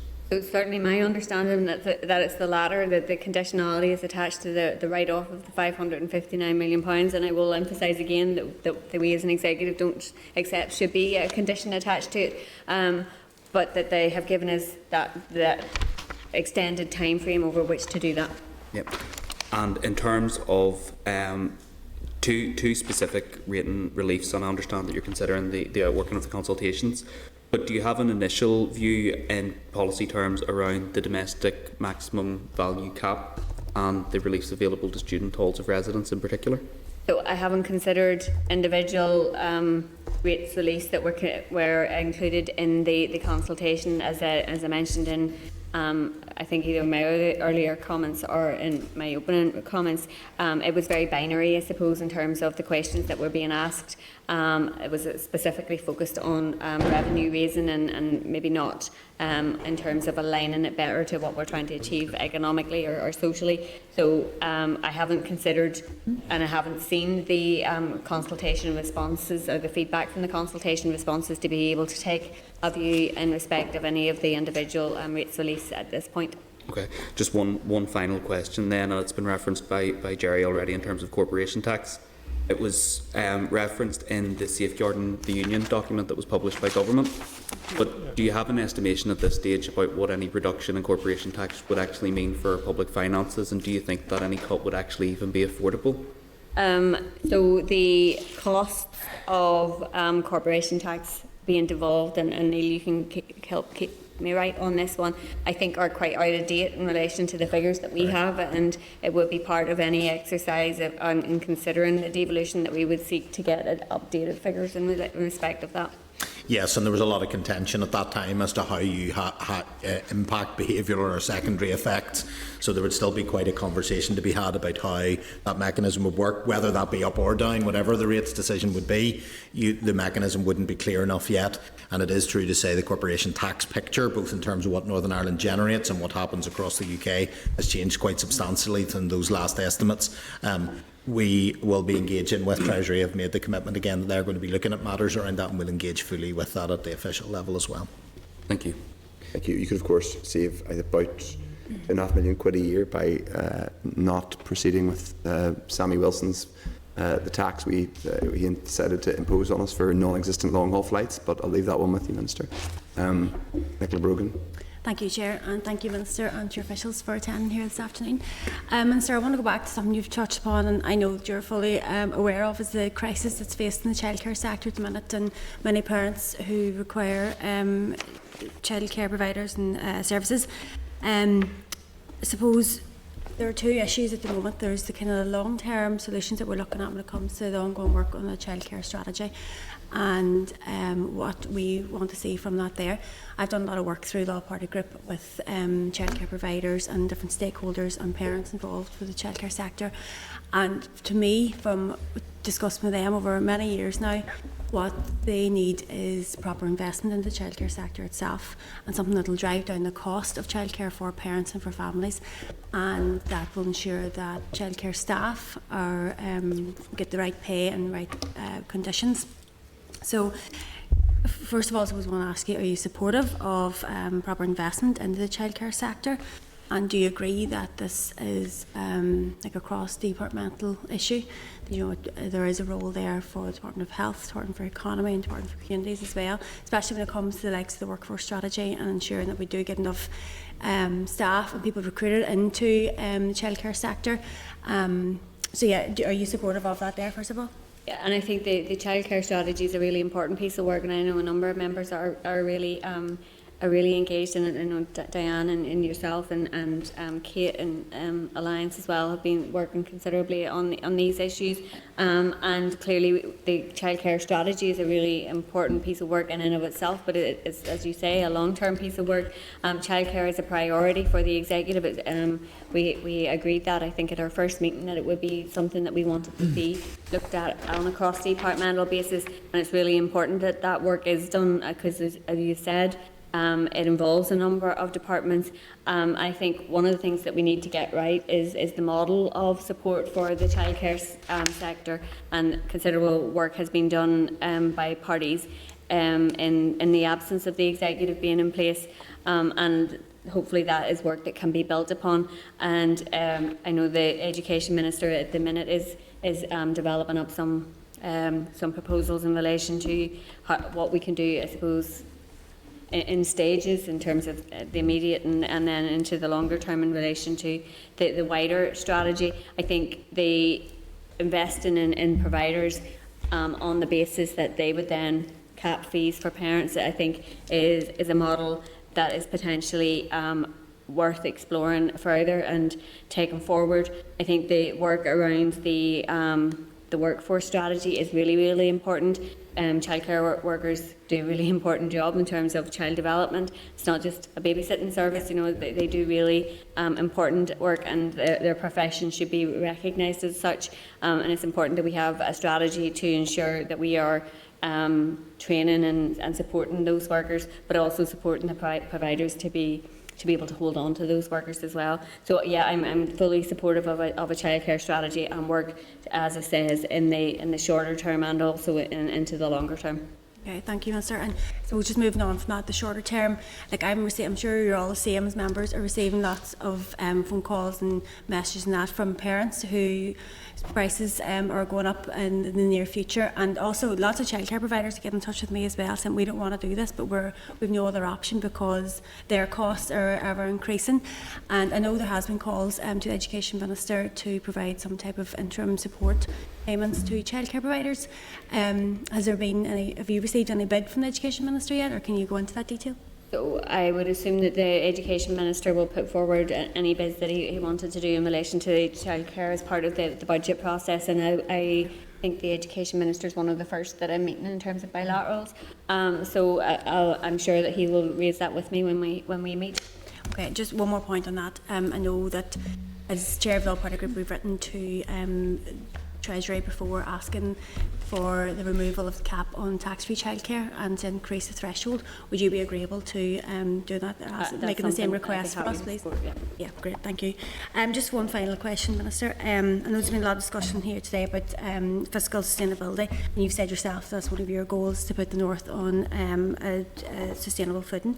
I know the Fiscal Commission had recommended a suite of fiscal powers that should be devolved to the North. Do you think that those type of powers are really important, or where you see those powers falling in putting the North in a fiscally sustainable?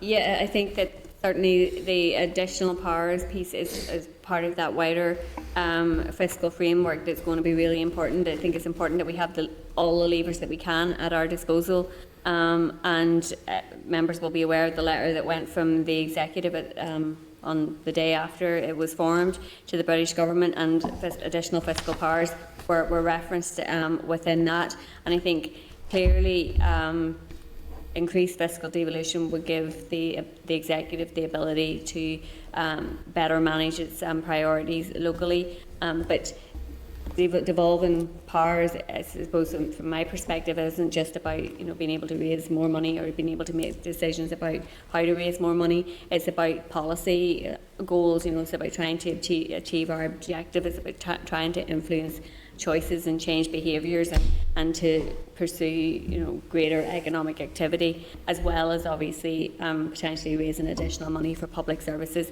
And again, from my perspective, that's about doing that in a fair and progressive way. So as I mentioned in response to a couple of previous members, I will be bringing forward a paper to the executive off the back of the consultation responses from the the consultation that was done on the Fiscal Commission's work. So I think that it's really important that is considered, I suppose, in that broader conversation around the fiscal framework. Okay, thank you. On the fiscal commission follow-up, that'll be part of the sustainability plan discussion or multi-year budget discussion, or just a standalone piece? So the fiscal, it will be part of the fiscal framework negotiations. So there will be a number of components included in the fiscal framework work, things like additional borrowing powers. Okay, good. The fiscal reserve, those things will all be included within that. Thank you. Deirdre Hardy. Yeah, no, thanks very much. And some of the questions have already been answered, but just to say, I think it was welcome, Kiva, that the first move that you did do when you went into the department just a short time ago was to move on public sector pay, and particularly with the executive then signing off on your proposal for the additional 100 million. And I think that was a good thing, notwithstanding some of the continued negotiations with the unions, and that's a normal part of the process. And I think obviously building I suppose more strategic relationships with the unions will be important, and I'm sure that will be a priority for you going forward. There's obviously been a lot of conversation around the fiscal framework, and it is important, and I suppose to emphasise that the Council and the Commission's work is going to be important, that that all of that's tied in as part of that wider framework conversation. There'd been some talk, and I know we touched on it earlier, in terms of the need and where that sits and the assessments around that. This, I suppose you've mentioned it, around a decade it would take to get to that, and I've heard this.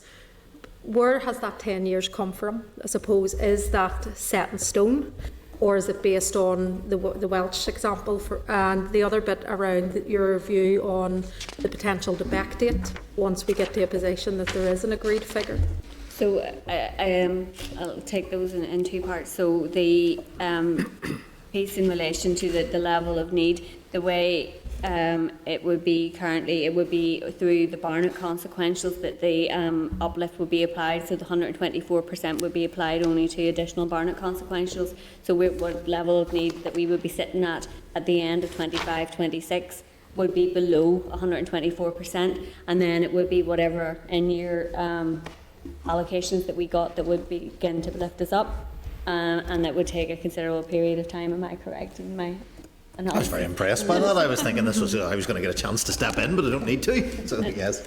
So obviously that's why it's really important that we get that level of need properly baselined in, and we want to obviously do that. The financial package covers this for the 2-year period. What we're hopeful of is that we'll get a comprehensive spending review that will be multi-annual and that will be baselined in from the beginning of that spending review. Okay. No worries, thank you. And I know it's been touched on in terms of the rating system, and obviously just there's obviously been reviews looking at reliefs and caps. So again, just do you hope to bring forward then changes in that? And I also think just your view on, obviously the Economy Minister set out his vision in terms of looking at the economy, looking at regional balance and trying to rebalance that. So how can we use, I suppose, powers under your own leadership, such as the rating system, to align all of these visions in terms of getting better outcomes, and also where there is a particular emphasis around potential reliefs and in line with the growth from the Economy Minister around social enterprise, not-for-profits, and the development of workers' cooperatives under the community wealth building. Would it be, are you going to work with the Economy Minister looking at these things going forward? Yeah, so I'm keen to look at the evidence that has come in through that consultation process to see the issues that are being raised. But as I mentioned, I'm also really keen that our rating system it aligns with what we're trying to achieve economically, and that it is fair and progressive and equitable in terms of how it is impacting. And I think the piece around regional balance and looking at it regionally, obviously councils have a significant role within that as well. And I am engaging, my officials are engaging with Ulster University's Economic Policy Centre on some research around the impact of the pointages across the different council areas. So I think that's going to be an important piece of work, and in terms of informing how we move forward. I am keen to look at the rating system and if there are potential changes that can be made. As it says to Owen, I haven't looked at the individual elements of that as yet. Yeah. So I'll hopefully be getting that update from officials next week, and then looking at how we can take that forward. But as I mentioned, there does need to be additional consultation and impact assessment work done on any potential changes that would be made to the rating system. The other bit around, just to welcome the work obviously on the office estate as well, but again, you know, that there is other, I suppose, programmes of work like community asset transfer. So again, it's just the cross-departmental work that could be done, that when we're looking at these assets, now some of them are probably so big in terms of their uses, but again, just trying to drive that broader social impact and need. Just to see if there could be some collaboration and work done between your department and the DFC Minister in terms of driving social value, driving community wealth, and how we can use government assets to do that in the time ahead. So to kind of get... I would be happy to engage with both the Communities Minister and the Economy Minister around that piece of work. I think the transformation of the office estate is an important piece of work. You obviously want your workers in modern, fit-for-purpose buildings and ones that have the lowest carbon impact. And obviously, people's behaviours have somewhat changed over the past few years in terms of hybrid working practices and giving workers the ability to work more flexibly. And I think that's a really important and positive thing, and it's something that I want to encourage, and I'm keen to engage with officials as to how we can maximise that and have, you know, different workers across different departments that are able to access different buildings, so that, you know, that there is that ability to essentially hot desk across the civil service. That's something that I'm keen to engage on a wee bit more. I think there's a great potential there in terms of the development of the office estate work. Yeah, and just my last question, you'll be glad to know. Thank you. It was just around your discussion, you say, Kiva, on budget development and policy, because I think that's a critical piece of work. And whilst we can all be downbeat in terms of the budget situation and all that, it's looking for the opportunities and trying to, I suppose, present hope to communities, because that's really what they're asking for out there. And I think it is important that we look at this through an equality lens that you touched on in terms of gender, class, ethnicity, looking at other perspectives as well. And the big thing for me that it's not just about equality of opportunity, but it's the equality of outcome. So what outcomes are we actually driving? Are we making a difference, particularly when you look at pressures in certain departments by way of the budget and what way that budget could be allocated if we don't start to change the outcomes and do the transformation piece that's important.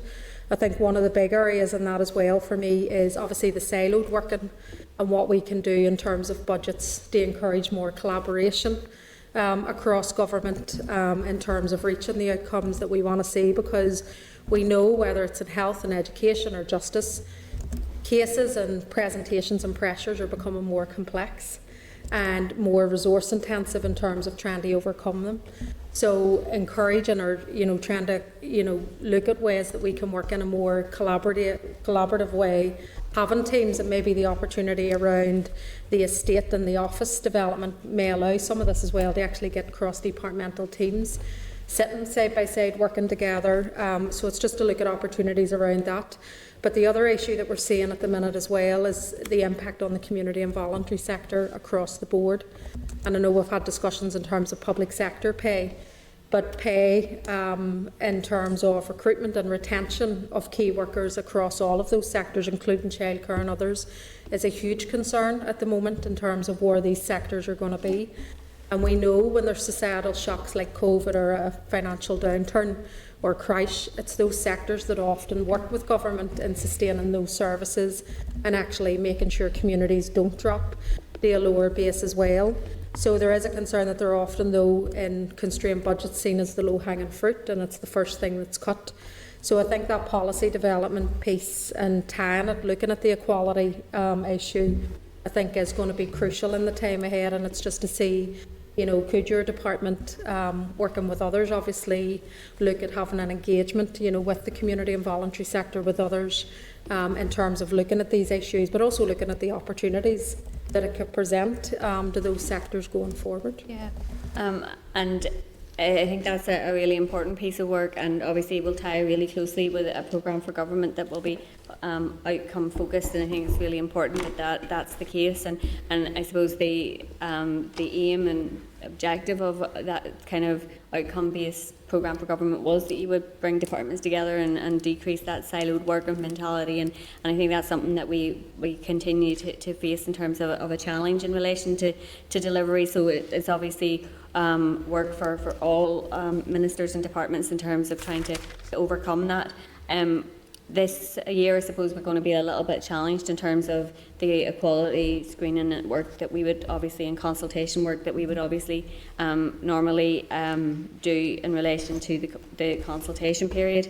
But departments obviously will do their own quality screening and all impact assessments as normal. We are looking at the kind of best effort that we can achieve in terms of ensuring that that's embedded within the broader process, given the constraints that we have. But certainly I think I would be happy to have an engagement with sectors as to how we can, I suppose, better align things in terms of the budget setting process with the kind of outcomes and the challenges that are facing those, particularly trying to ensure that equality is properly embedded in that process. And it's something Joanne and myself have been discussing, and I don't know if you want to add anything to that. No, Minister, just to absolutely agree. I think it's something that we're very keen to do. I think we can recognise that things could be done better, and we're very keen to do that and to work with the Equality Commission and others to look at what can be done to embed that best practice in the budget process. Okay, thank you. Okay. Philip Brett. Thank you, Chair. Minister, hope you're feeling better. Yeah, no Minister, you'll be aware that the budget for this year that passed through the House and the rates order that went through on yesterday was not supported by some parties and was opposed by others. I just wanted to check, has your department received costed alternatives from those parties that opposed those that have went through the Assembly, or those that didn't support it? Because obviously from an executive perspective I was very, very keen to see the public sector pay issue advanced, which as a result of the work by the executive parties has been able to have taken place. So could I just get on the record, did the department receive alternative costed proposals from those who opposed those positions or did not support them? Not that I'm aware of. No. Not that I'm aware of. Just want to turn to some of your evidence then. You said that all avenues would be explored in terms of income generation. Could you just say what ones you may be looking at, please? So in terms of this financial year, obviously there are very limited levers that are at our disposal in terms of income generation, and the only, I suppose, real lever was the regional rates, which obviously the executive took a position on and the Assembly supported yesterday. And it is important in terms of that providing additional money for delivery of public services, but we obviously wanted to mitigate the impact it would have.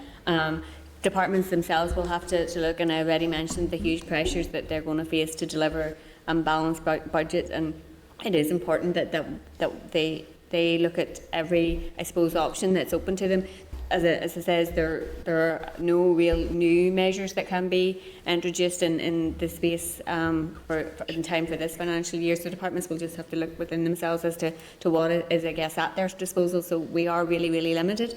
And that, I suppose, speaks to the earlier conversation around, the challenges that's going to be facing ministers and departments in terms of delivering within this financial year. And it's why it's so important that we get that conversation with Treasury around the future fiscal framework and around ensuring that the level of need is secured going forward.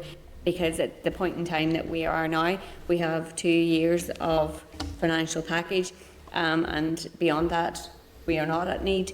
And that doesn't give departments and ministers the surety and certainty to be able to plan, and in my view, in some respects, undermines the transformation efforts that we would be trying to achieve. So it's really important that that piece of work is taken forward and is, I guess, successfully negotiated out. So that's a sort of a shorter term and longer term piece of work, but you did say that all ministers will face unenviable decisions. Could you perhaps enlighten the committee in terms of what of those may be within your remit? Well, Neil might be better placed to speak to some of the challenges because he faced significant ones last year to live within last year's budget and took difficult decisions to be able to live within that. We will face the challenge in budget like every department, and there are pressures in there that we will have to make decisions around, and I'm sure I'll be engaging with Joanne and others in relation to that. So that piece of work is ongoing. Neil, I'm not sure if you want to say anything additional in relation to the challenges. Yeah, just to say that each department could lay out their case, and to be fair to Minister, the bids are only coming in now, so she hasn't been able to see them from all, including from her own department.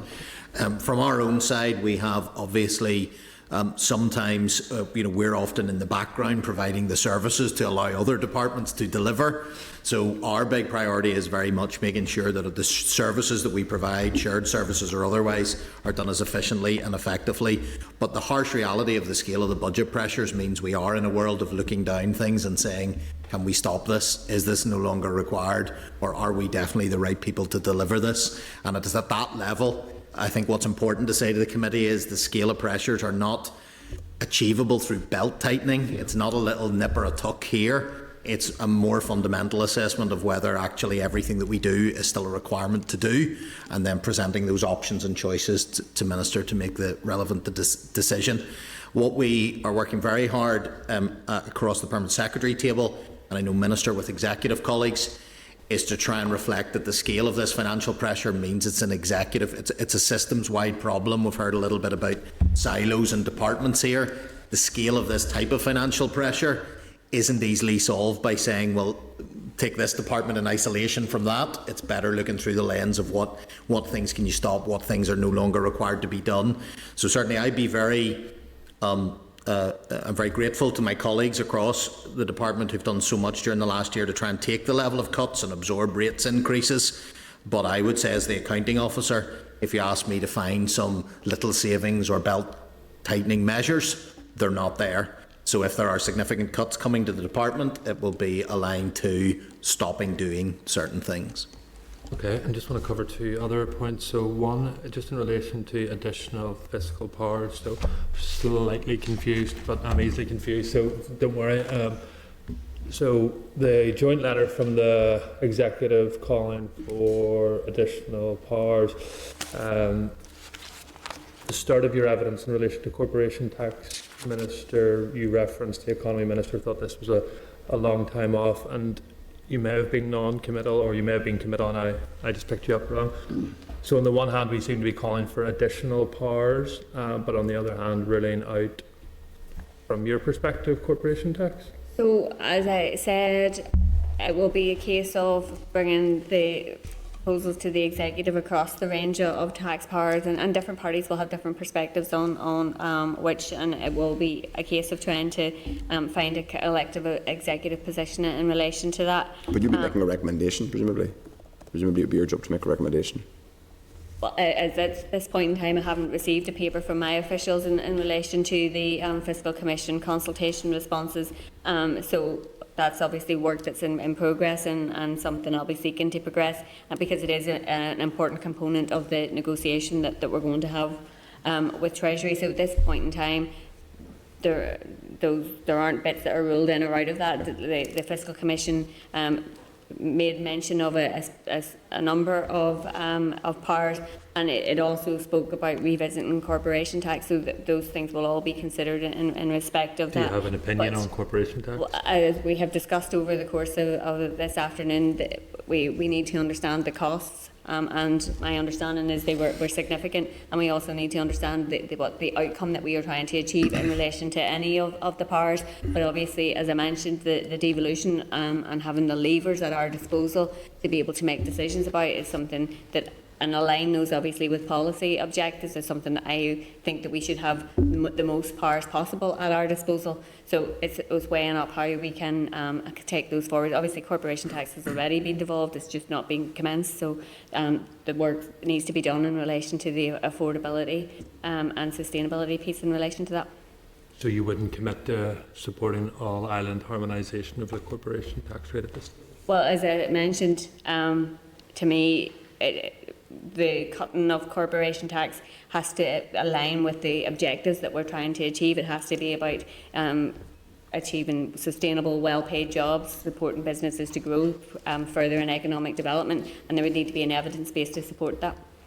And just final, just in relation to the budget for both this year and next year. So I just want to try and get some detail in relation to the fiasco with the Education Authority's attempt to submit a paper to your department for non-teaching staff. So a paper arrived with the Department for Finance, is my understanding, from the Education Authority that got the number of staff that they employ wrong. Has that ever happened before? Maybe Neil, you could give some view on that, that an organisation of government doesn't even know how many staff that it employs? There are processes. It's not unusual for headcounts, updates, figures to be provided, updated and refreshed a long time. Sometimes it's on the academic year. So it wouldn't be unusual for updated figures and estimates to come through. What's important, obviously, is the correct financial information is provided to make the correct decision. So whilst, of course, it's easy to say, well, we should all know, do you include agency staff? What time in the year is the calculation? So no, it wouldn't be without precedent that we would get updated figures and data, no. Okay.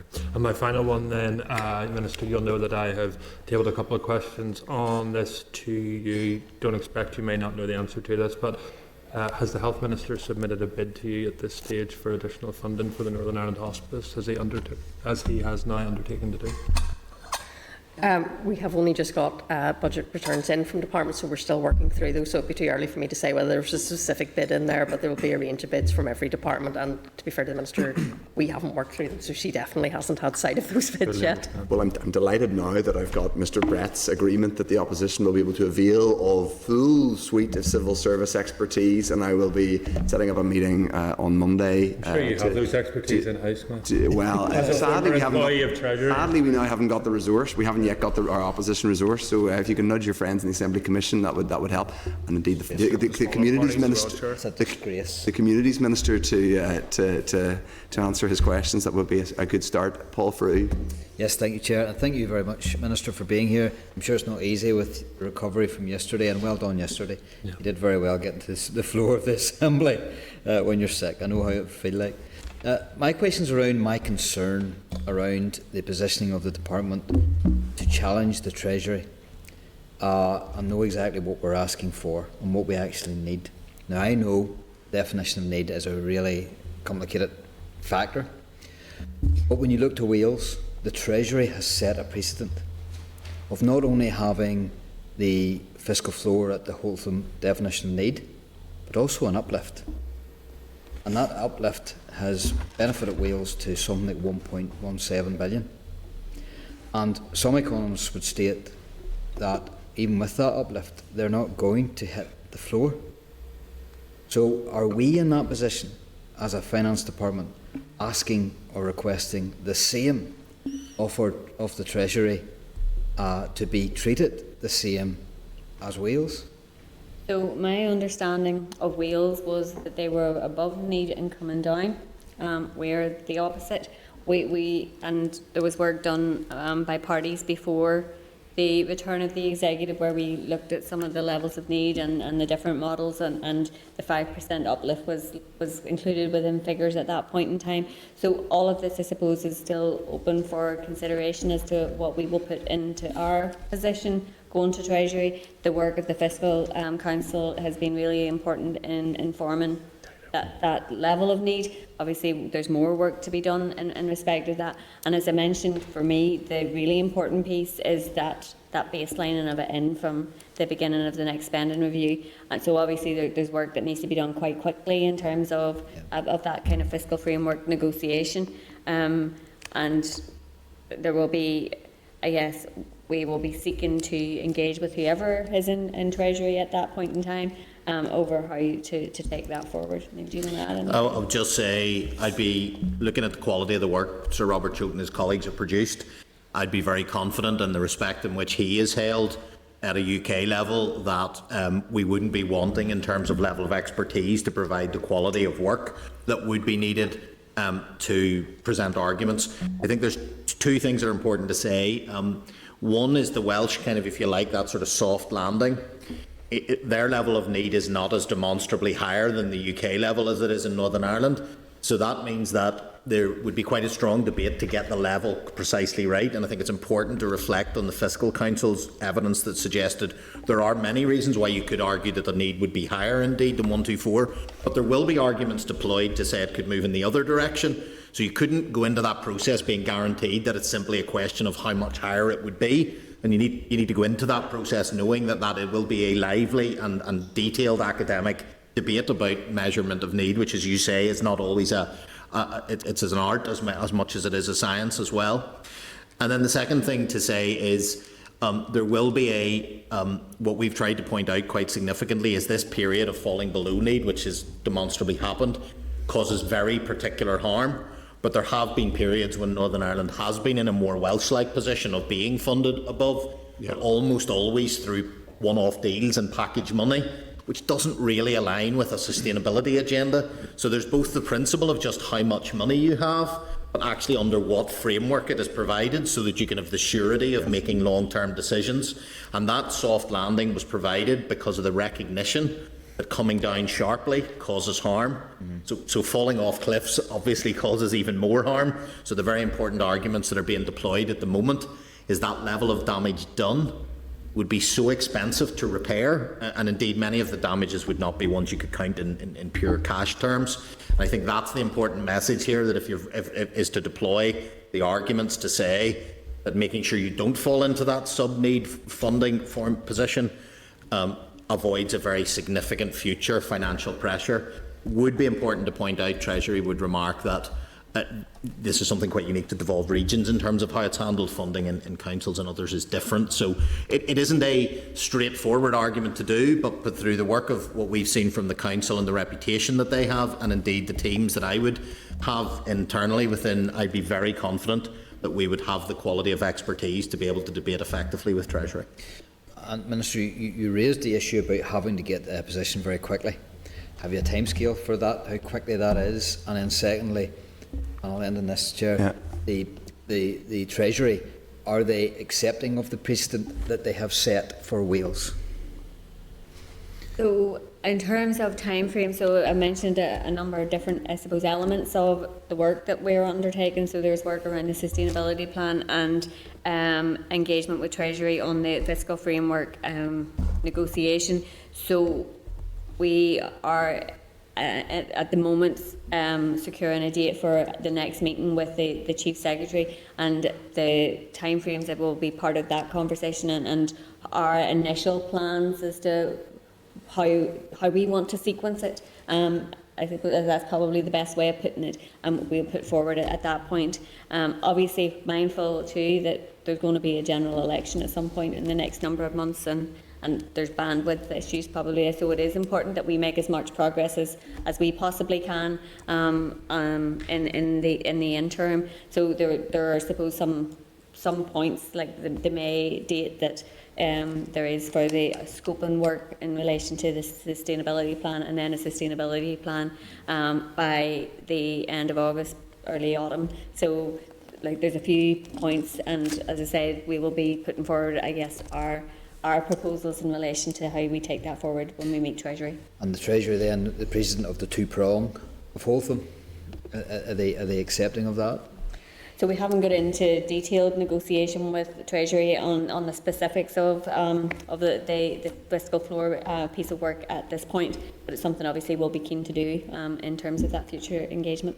Okay, thank you, Minister. Thank you. Okay, thank you. I was also saying both when the Scots and the Welsh were negotiating these, they were also negotiating from the position of having had stable devolved institutions for probably about 2 decades, and if your devolved structures keep collapsing, it leaves you're not negotiating from a position of strength. I would just make that point. I have a couple of additional points, Minister, before we release you, and thank you very much for giving us a really substantive and answering questions in detail, and your officials as well. Just on I don't expect you to have a huge amount of detail on this one, but there was just because it's popped up and it's in people's inboxes, there's an issue which has been at the court in Belfast today around limitation orders, which is to do with the period through which defective buildings can claim can get claims basically against the people who constructed faulty buildings. And this is a very faulty building. I should say it's just about in my constituency, and Deirdre's just at Victoria Square there. And I think there's a degree of consensus that we can move to align us with Britain, where they've got the post-Grenfell, they've extended the period of compensation, or the period where you can get recourse to, I think, 30 years. I think there's been a bit of back and forth between departments around getting this, whether it's ERA, finance, communities, and I think there is a genuine kind of debate among who owns it. Can I just ask that you and your officials, or you task your officials to take that away and try and expedite legislation? So I know we have had some communication, and my understanding is that it's with the ERA Minister and the department. So, but we're happy to obviously communicate further with the committee in relation to it. Yes, that's correct. We believe under the particular legislation it fits with ERA, but and we believe they're taking that forward. But we can come back to the committee. Just there's been a bit of kind of illegal. So it genuinely is not a political question. So just substantively, if we can get it moved, because there are people who are in, including a very important charity, Ulster Garden Villages, who have lost out substantially. Just another point which I touched earlier on is on the NIAO budget. I do think it's regrettable that we're in a position where the Auditor General, given the importance of the issues, the Permanent Secretary mentioned them, around audit, scrutiny, the Auditor General does not feel she has a budget which enables her to, and these are relatively trivial sums even in the constrained context, that she doesn't have the sums to go out and recruit people like Diane and Owen, talented people with accountancy and financial audit qualifications. I hope they both stay in the committee, and Diane used to work there, but I think it is really important. So I just I know the Minister sent us a relatively robust letter back about this issue. I do think it's important though that they are funded, and their view is that based on the voting account that's happened, they don't have enough legal certainty to be able to go out and do what they need to do. So it would just be helpful to, if you want to take that, Joanne. Chair, as I'm sure you're very well aware, the voting account does not set the budget for this year, and the process is that the Audit Committee sets the budget for the Audit Office, and that's the process that will be followed. Indeed, but there hasn't been an Audit Committee, so they are in a particularly challenging position. Nor have we set a budget for 24-25, so the Audit Committee, I understand, is undertaken to feed into that process. So when the budget's set for 24-25, we'll take on board the Audit Committee. Okay, I would just say it is very important though that they have because they're in a lacuna because they are an institution that is funded and agreed, you're right, by the Audit Committee.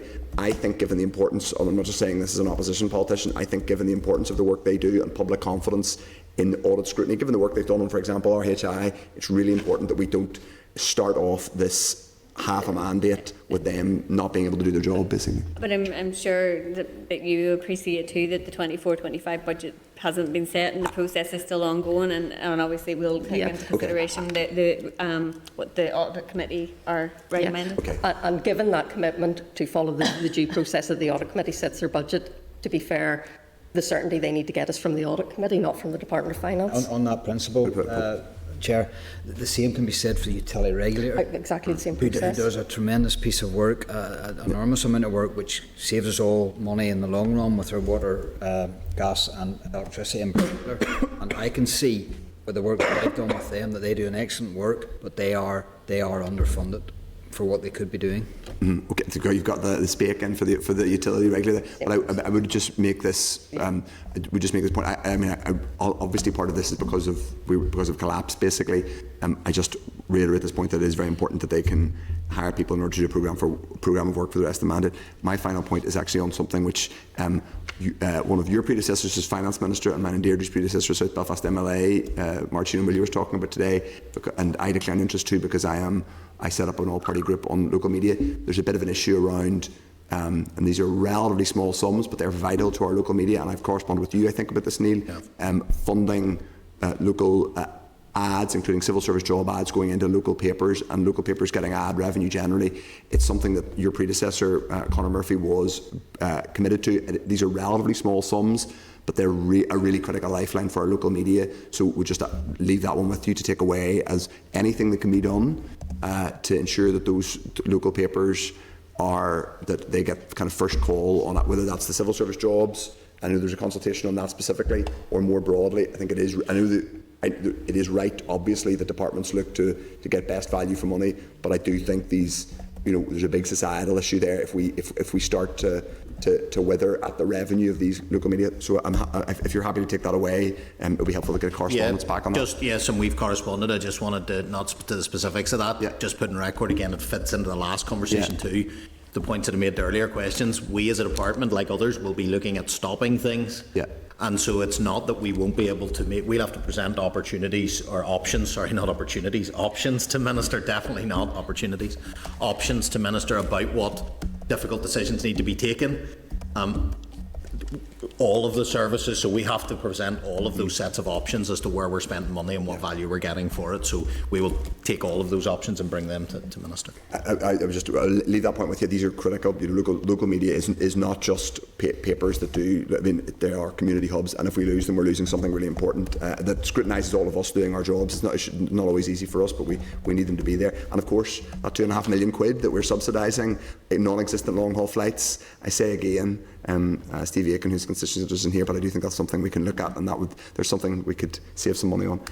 Unless there's anybody else who wants to come to the final point, I've raised a couple of final things there. So thank you, Minister, for your patience and for that. We look forward to following up on those specific points, but also on other things going forward, particularly as we approach budget time, and I'm sure we'll talk to you then. Thank you, Neil. Thank you, Joanne. We appreciate your time and appreciate you answering so many questions. Thank you, Chair. Thank you. Cheers. Page 7, we do item 3 at members' arrival. Yes. Okay. No, thanks. Got one in between.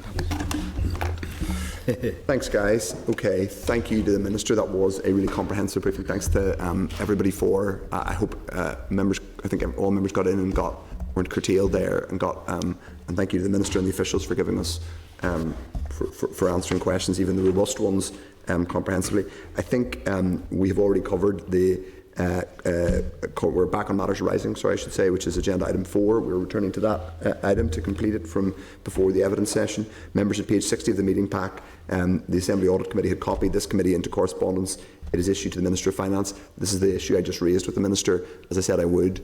There's also an additional correspondence from the Minister to us about it.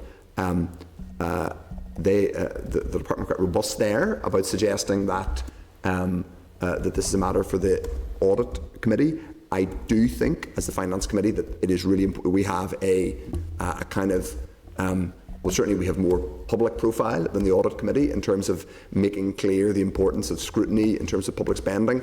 I think it's completely legitimate for us to make clear that the audit office, particularly given the position around collapse, should have certainty around being able, and we are talking about some relatively small sums in the broad, not trivial sums, but not enormous sums in the broad scheme of the executive budget. So if members are content, I would suggest that we write to the audit committee and inform them of the conversation we've had today. Diane, want to go in? Yeah, thanks, Chair. And declaring a conflict, I sit in the Public Accounts Committee as well, raising a point I raised there also.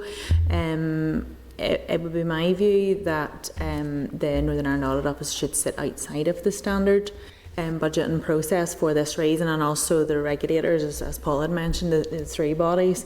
I don't know if there's a role for this committee in designating this or suggesting this or taking it forward, because it does feel that there is a conflict when you have a body that's scrutinised and falling within the head of this budget system. I think you're right, and Diane, I think you're right, and that's why it sort of does sit outside the budget process. The challenge is that because there was no audit committee to give it a budget, it kind of got a roll forward budget. So their concern is around being able to recruit. But if members are content, can I suggest that we write to the audit committee and put on the record what we've discussed today with the Minister and our view that this should be resolved as quickly as possible in order to let the audit office do its work for the rest of this mandate as it needs to do. And I was of course being flippant when I suggested that Diane and Owen might want to go and work for the audit office. Your presence is very much wanted and needed here. Okay, item 3 is NICS reform and the renewable heat inquiry. Members, the department has provided a detailed update on the civil service reform component of the RHI inquiry. It can be found at page 63 of your pack. This was an extensive part of previous committee's work, following up on RHI. My personal view, it's the most important bit. I think now, obviously, there's still a lot of policy fallout from the RHI matter itself, including people who participated in that scheme and the broader renewables policy questions, and also there were disciplinary matters that kind of, some of which linger on. But I think this, in terms of strategic reform of the civil service, is the most important. Anyway, members, some of the longer term recommendations, the recruitment and selection and succession planning, and obviously is a big challenge basically around the age profile of the Northern Ireland Civil Service. We are due to discuss these issues further with relevant officials after Easter. People like Jill Min, I presume, and Catherine Shannon, who are going to come before the. So, members, if you're content to note, we will we'll move on to the next item. Just other than yes, say that this still needs resolved. RHA still needs resolved for those recipients of the RHA scheme, and this should be a yearly equation, and it hasn't been changed for a number of years. There's still this political debate about closing it down. If you're going to close the scheme down, you need to make sure you compensate appropriately. But whilst the scheme is ongoing, that needs to be a decent return for those recipients. Yeah, I think a totally reasonable point to make. I think that particular question sits within the Economy Committee's bailiwick, which is Mr. Brett's other hat. And so, but point is noted, and obviously our specific interest now is really on the civil service HR component. But point duly noted. The next item is on historic buildings rates exemption. Members of the meeting on the 21st of February, following agreement of SR 2339, the Rate Relief Amendment Regulations NI 2023, the Department was asked to provide clarification on the cost of the historic buildings rates exemption. This can be found at page 74 of the meeting pack. The total cost of the regional rate for exclusions is under £170,000. If members are content to note, or if they have any further comments, please do so now. Item 5 is members at the meeting on the 21st of February following an oral briefing with CPD officials. The committee asked to be kept informed of any further discussions with Fujitsu around the procurement fallout from issues around the Horizon scandal and its wider impact. This was touched upon briefly by the Minister in her evidence. At page 75 of your meeting pack, officials have provided an update on their engagement with the Cabinet Office, Crown Commercial Services, Crown Commercial representatives and Fujitsu representatives. The Department has stated that the position is likely to remain unchanged until Sir Wyn Williams' statutory inquiry, which is obviously the inquiry that is on the television every night, has reported. Members are content to note, or if they wish to make any other comment. The only comment I would make is, given we have asked this question, and there is this outstanding question about the, and we have an interest in it regarding the Fujitsu point and procurement, we might want to write to the Justice Committee just to ask what the position is regarding the legislation, the GB legislation, which isn't going to apply to Northern Ireland, and whether that's going to be taken forward. I think that's a justice matter, but if members are content, I suggest we just write to them and flag to them that we have asked this question about, flag to them our discussion and correspondence on Fujitsu and just see where they are and what their understanding is. It's probably proper for them to take up rather than us. Item 6, members, is that on the 21st of February, the committee agreed to ask the Department of Finance for an update on when the lay observer's role of Legal Services Oversight Commissioner will be enacted through secondary legislation. At page 76 of the meeting pack, officials have provided this update through officials have provided this update. The committee is informed that the department is beginning to finalise the legislation and schedule progress through the Assembly. Officials will engage with the committee on the draft legislation. If members are content to note for this for the time being, or if they wish to make any further comment. Chair, if we get agreement to share that with the lay observer. The lay observer, yes, indeed. Now, we have the point that I was just discussing at the end of our evidence session, which is Victoria Square Residential Tower. Members, some of this is not completely moot, but it will give you a bit of background. Page 3 to 6 of the table meeting pack, members will recall private correspondence from residents of Victoria Square, Belfast regarding the introduction of legislation to extend the limitation period for bringing claims under the defective Premises NI Order 1975. This correspondence has also been copied to a number of other statutory committees, worth declaring an interest myself that I am the local MLA, just about. Victoria Square is just about in South Belfast, and the constituents have corresponded, the relevant plaintiffs have corresponded with me on it. Committee had previously agreed to seek clarity from the Department of Finance, who is the correct lead in the matter. It has been confirmed that DERA is the lead policy department, but the Department of Finance would appear to have ultimate responsibility for amending the limitation order, which is why I raised it with the Minister today. There is just this slight complication that the policy substantively sits with ERA, but for some reason it appears that the Department of Finance would have to lay the legislation. So what we've asked today is that they can, if the ERA Minister and Finance, and I don't know if Communities has an interest too, but someone had suggested to me that they may have an interest, that they can agree and expedite the legislation being brought forward. Most of the correspondence we've seen, particularly referencing DEFRA, talks about how the function was orphaned and it was within the DERA remit, but really it sits more normally with Communities, because in other jurisdictions it sits with where housing policy is. That would require a transfer of functions order, and that's where the DERA Minister has said he is now in terms of communicating with the Communities Minister and seeking that transfer of functions. It's one for the geeks in terms of departmental ownership, but the key thing is that if the officials can work it through and bring some resolution to it, I think hopefully we can get progress. But a response to the residents from the DERA Minister can be found at page 4 of the table pack, along with further response from the residents. The committee had previously been advised that in light of ongoing litigation that would be sub judice. It's not sub judice now because there's been a judgment this morning, and I think costs have been awarded for the plaintiffs. I mean, the plaintiffs are in a very difficult situation. This is a defective building that they should not have had to be. So, and they were still subject to rates, which is another point I should have raised actually with the department while they were here. But they've still been subject to rates, and it's suboptimal, is putting it bureaucratically. It's quite, it's very scandalous for them. Albeit, hopefully there's a way of resolving it and bringing it in line with Britain. So, in light of further complexity around the issue of legislation, the committee will want to seek further clarity on what role DOF would have. We've done that today by raising it with the Perm Secretary and the Minister, and we'll want to follow up on issues around rates, continue to be payable on properties. I didn't raise that verbally, but if we could follow up on a letter with the department. Ideally, what we want and what we're seeking from this letter is a very clear written statement of where all the roles and responsibilities lie, not just ownership of the parent legislation, but how this idea of Department for Finance bringing forward a limitations order sits. The understanding would be that DERA would have to do all of the groundwork, the consultations and so on and so forth.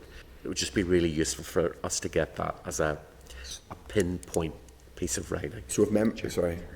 No, I was just going to say on the issue, because obviously, I'm sure the owners are deflated, and as you say, there's certain groups then that own multiple apartments and Ulster Garden villages. Yep. So there's big impacts for them.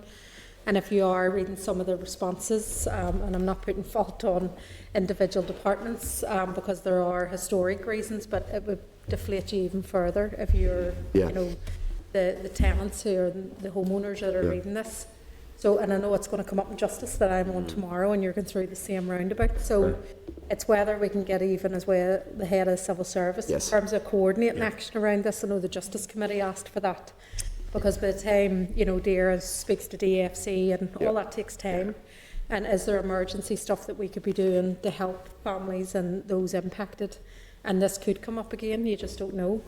I think that makes sense. I think we can do that too. I think that definitely makes sense, because there was an outstanding question to the head of the civil service about resolving this before that we were restored. So I would suggest if we could just confirm our questions, if members are content to finance, but copy that to DERA, but at the same time say to the head of the civil service, this needs to be this needs to be resolved basically, and ASAP. essentially. Clearly set out where the function, and if legislation was to move, what's the process? And the direction, basically, so it's not just a kind of a ping pong between departments. Okay, I think we've got agreement on that. The next item is correspondence from the Minister regarding the Audit Office. We've already discussed that, and we've got an agreement to forward this to the Audit Committee previous to the further discussion. Agenda item 7 is correspondence. Members, I refer you to page 139 of your pack, which has the correspondence, and members, I'll draw your attention to the various pieces of legislation. Item 7.1 is the Northern Ireland Public Services Ombudsman's report for 22-23. If people are content, we will forward that to the Audit Committee, given their remit. They probably have already seen it, but we will forward it to them. Item 7.2 is a press release from the Construction Employers Federation, which is a press release on the Executive's capital budget, which has been sent to us.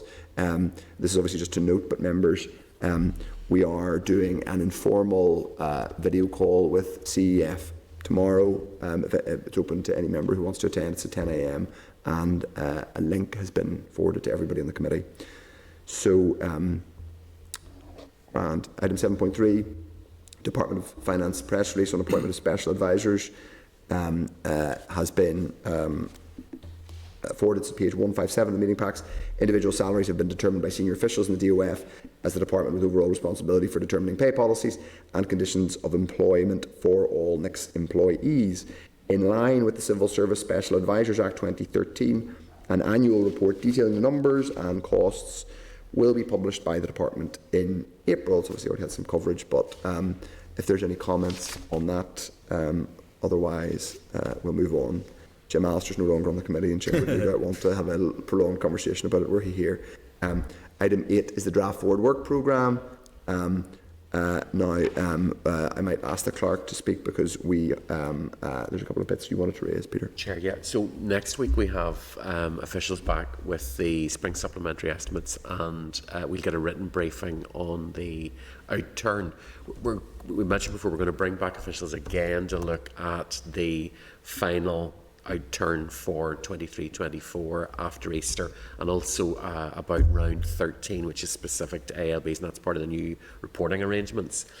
After Easter, we've already referenced, Chair, the briefing from Jill Min and Catherine Shannon, which picks up a lot of those issues in that civil service reform recommendations coming out of the RHI inquiry.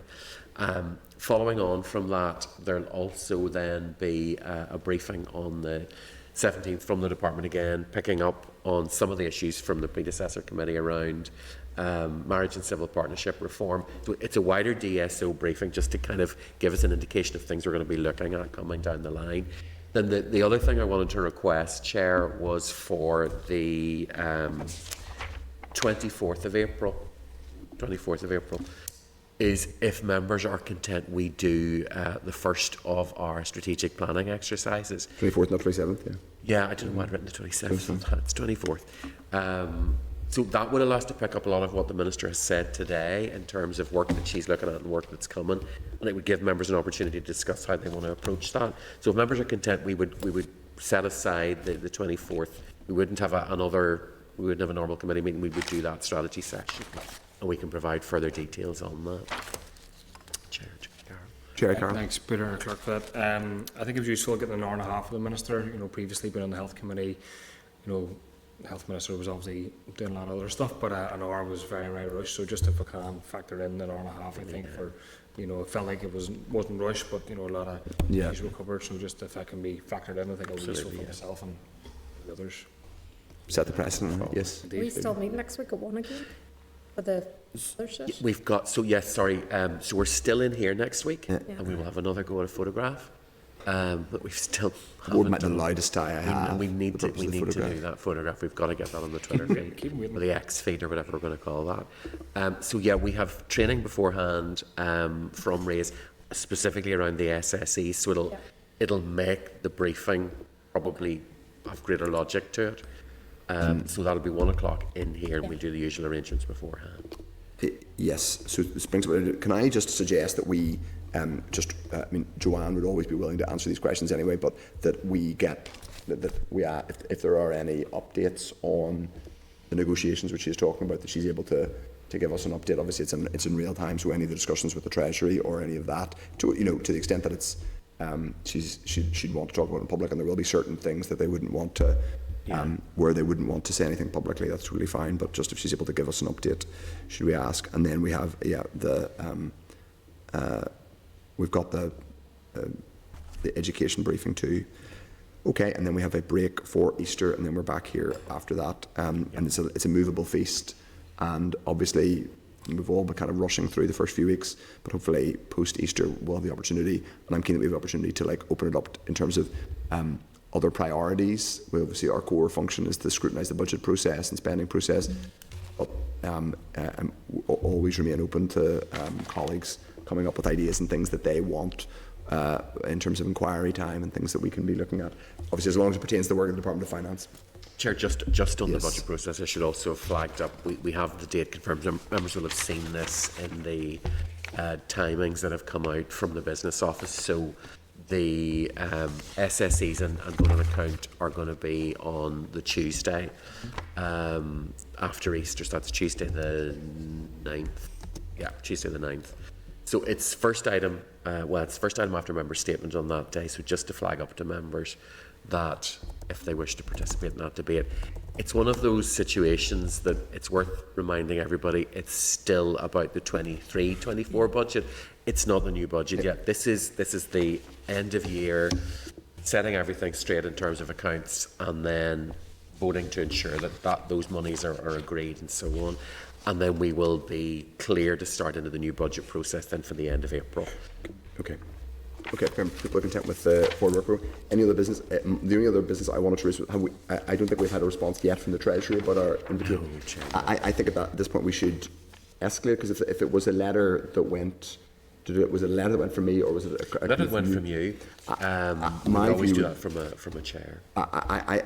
My view is we should, if we don't get a response in the next few days, escalate it, in part because I think it's fairly clear there are legitimate questions for us to ask the Treasury about decisions they are making, assumptions they're making, and I just think we should.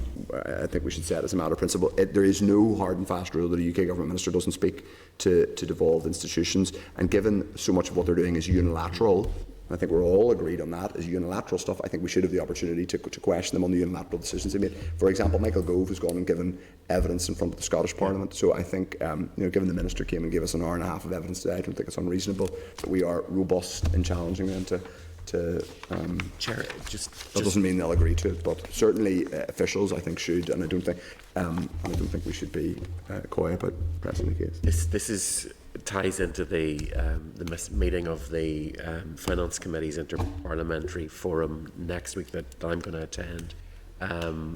This is the key issue that the Scots and Welsh committees are bringing up, and it's what most of the meetings with officials in London will focus around, is ensuring that the voices of the devolved administrations are heard.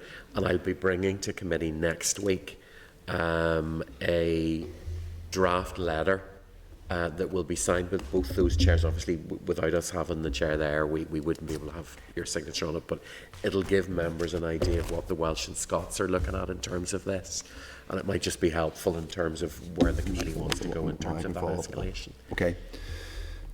Grand. The final item is, as always, date, time and place of next meeting. So the next committee meeting is in the Senate chamber. The formal committee meeting is 2 p.m, but we are here from 1 for the scheduled session. But the actual formal committee, the bit where we have to be quorate, is 2 p.m, and that's here in the Senate chamber. But we've got for an hour before that, we've got the training session on spring supplementary estimates. So, can I just raise the fact that it's been very, very good to be in this room. And I think this is the place where we should be. This should be our natural home. So notwithstanding all the logistics that's going on at the minute, we should be trying to address the issue so that we are in here more often. Chair, ask Clerk what we will. This is where the Finance Committee's been scheduled. 21 is a temporary solution. So this room, where we can use it now, will go into its renovation phase from the start of April, pretty much sort of around Easter, just after Easter. So it won't be available in terms of having the AV that we need for broadcast. So we will, Chair, obviously continue to press for how quickly a committee can get back in here, because it will have to be brought into the rotation again. 21 would not be our natural home, purely because it's not set up for a stat committee. There's no real scope for public gallery or anything like that.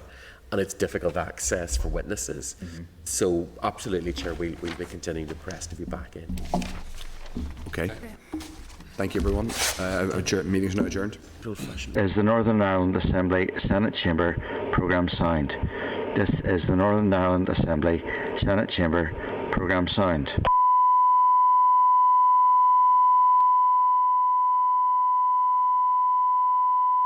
This is the Northern Ireland Assembly Senate Chamber programme signed. This is the Northern Ireland Assembly Senate Chamber programme signed.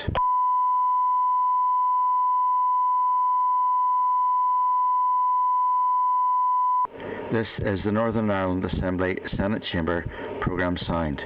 This is the Northern Ireland Assembly Senate Chamber programme signed.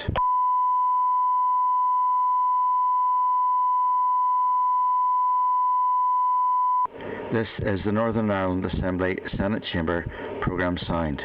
This is the Northern Ireland Assembly Senate Chamber programme signed.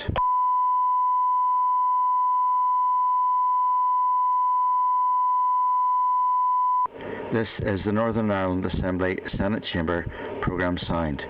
This is the Northern Ireland Assembly Senate Chamber programme signed.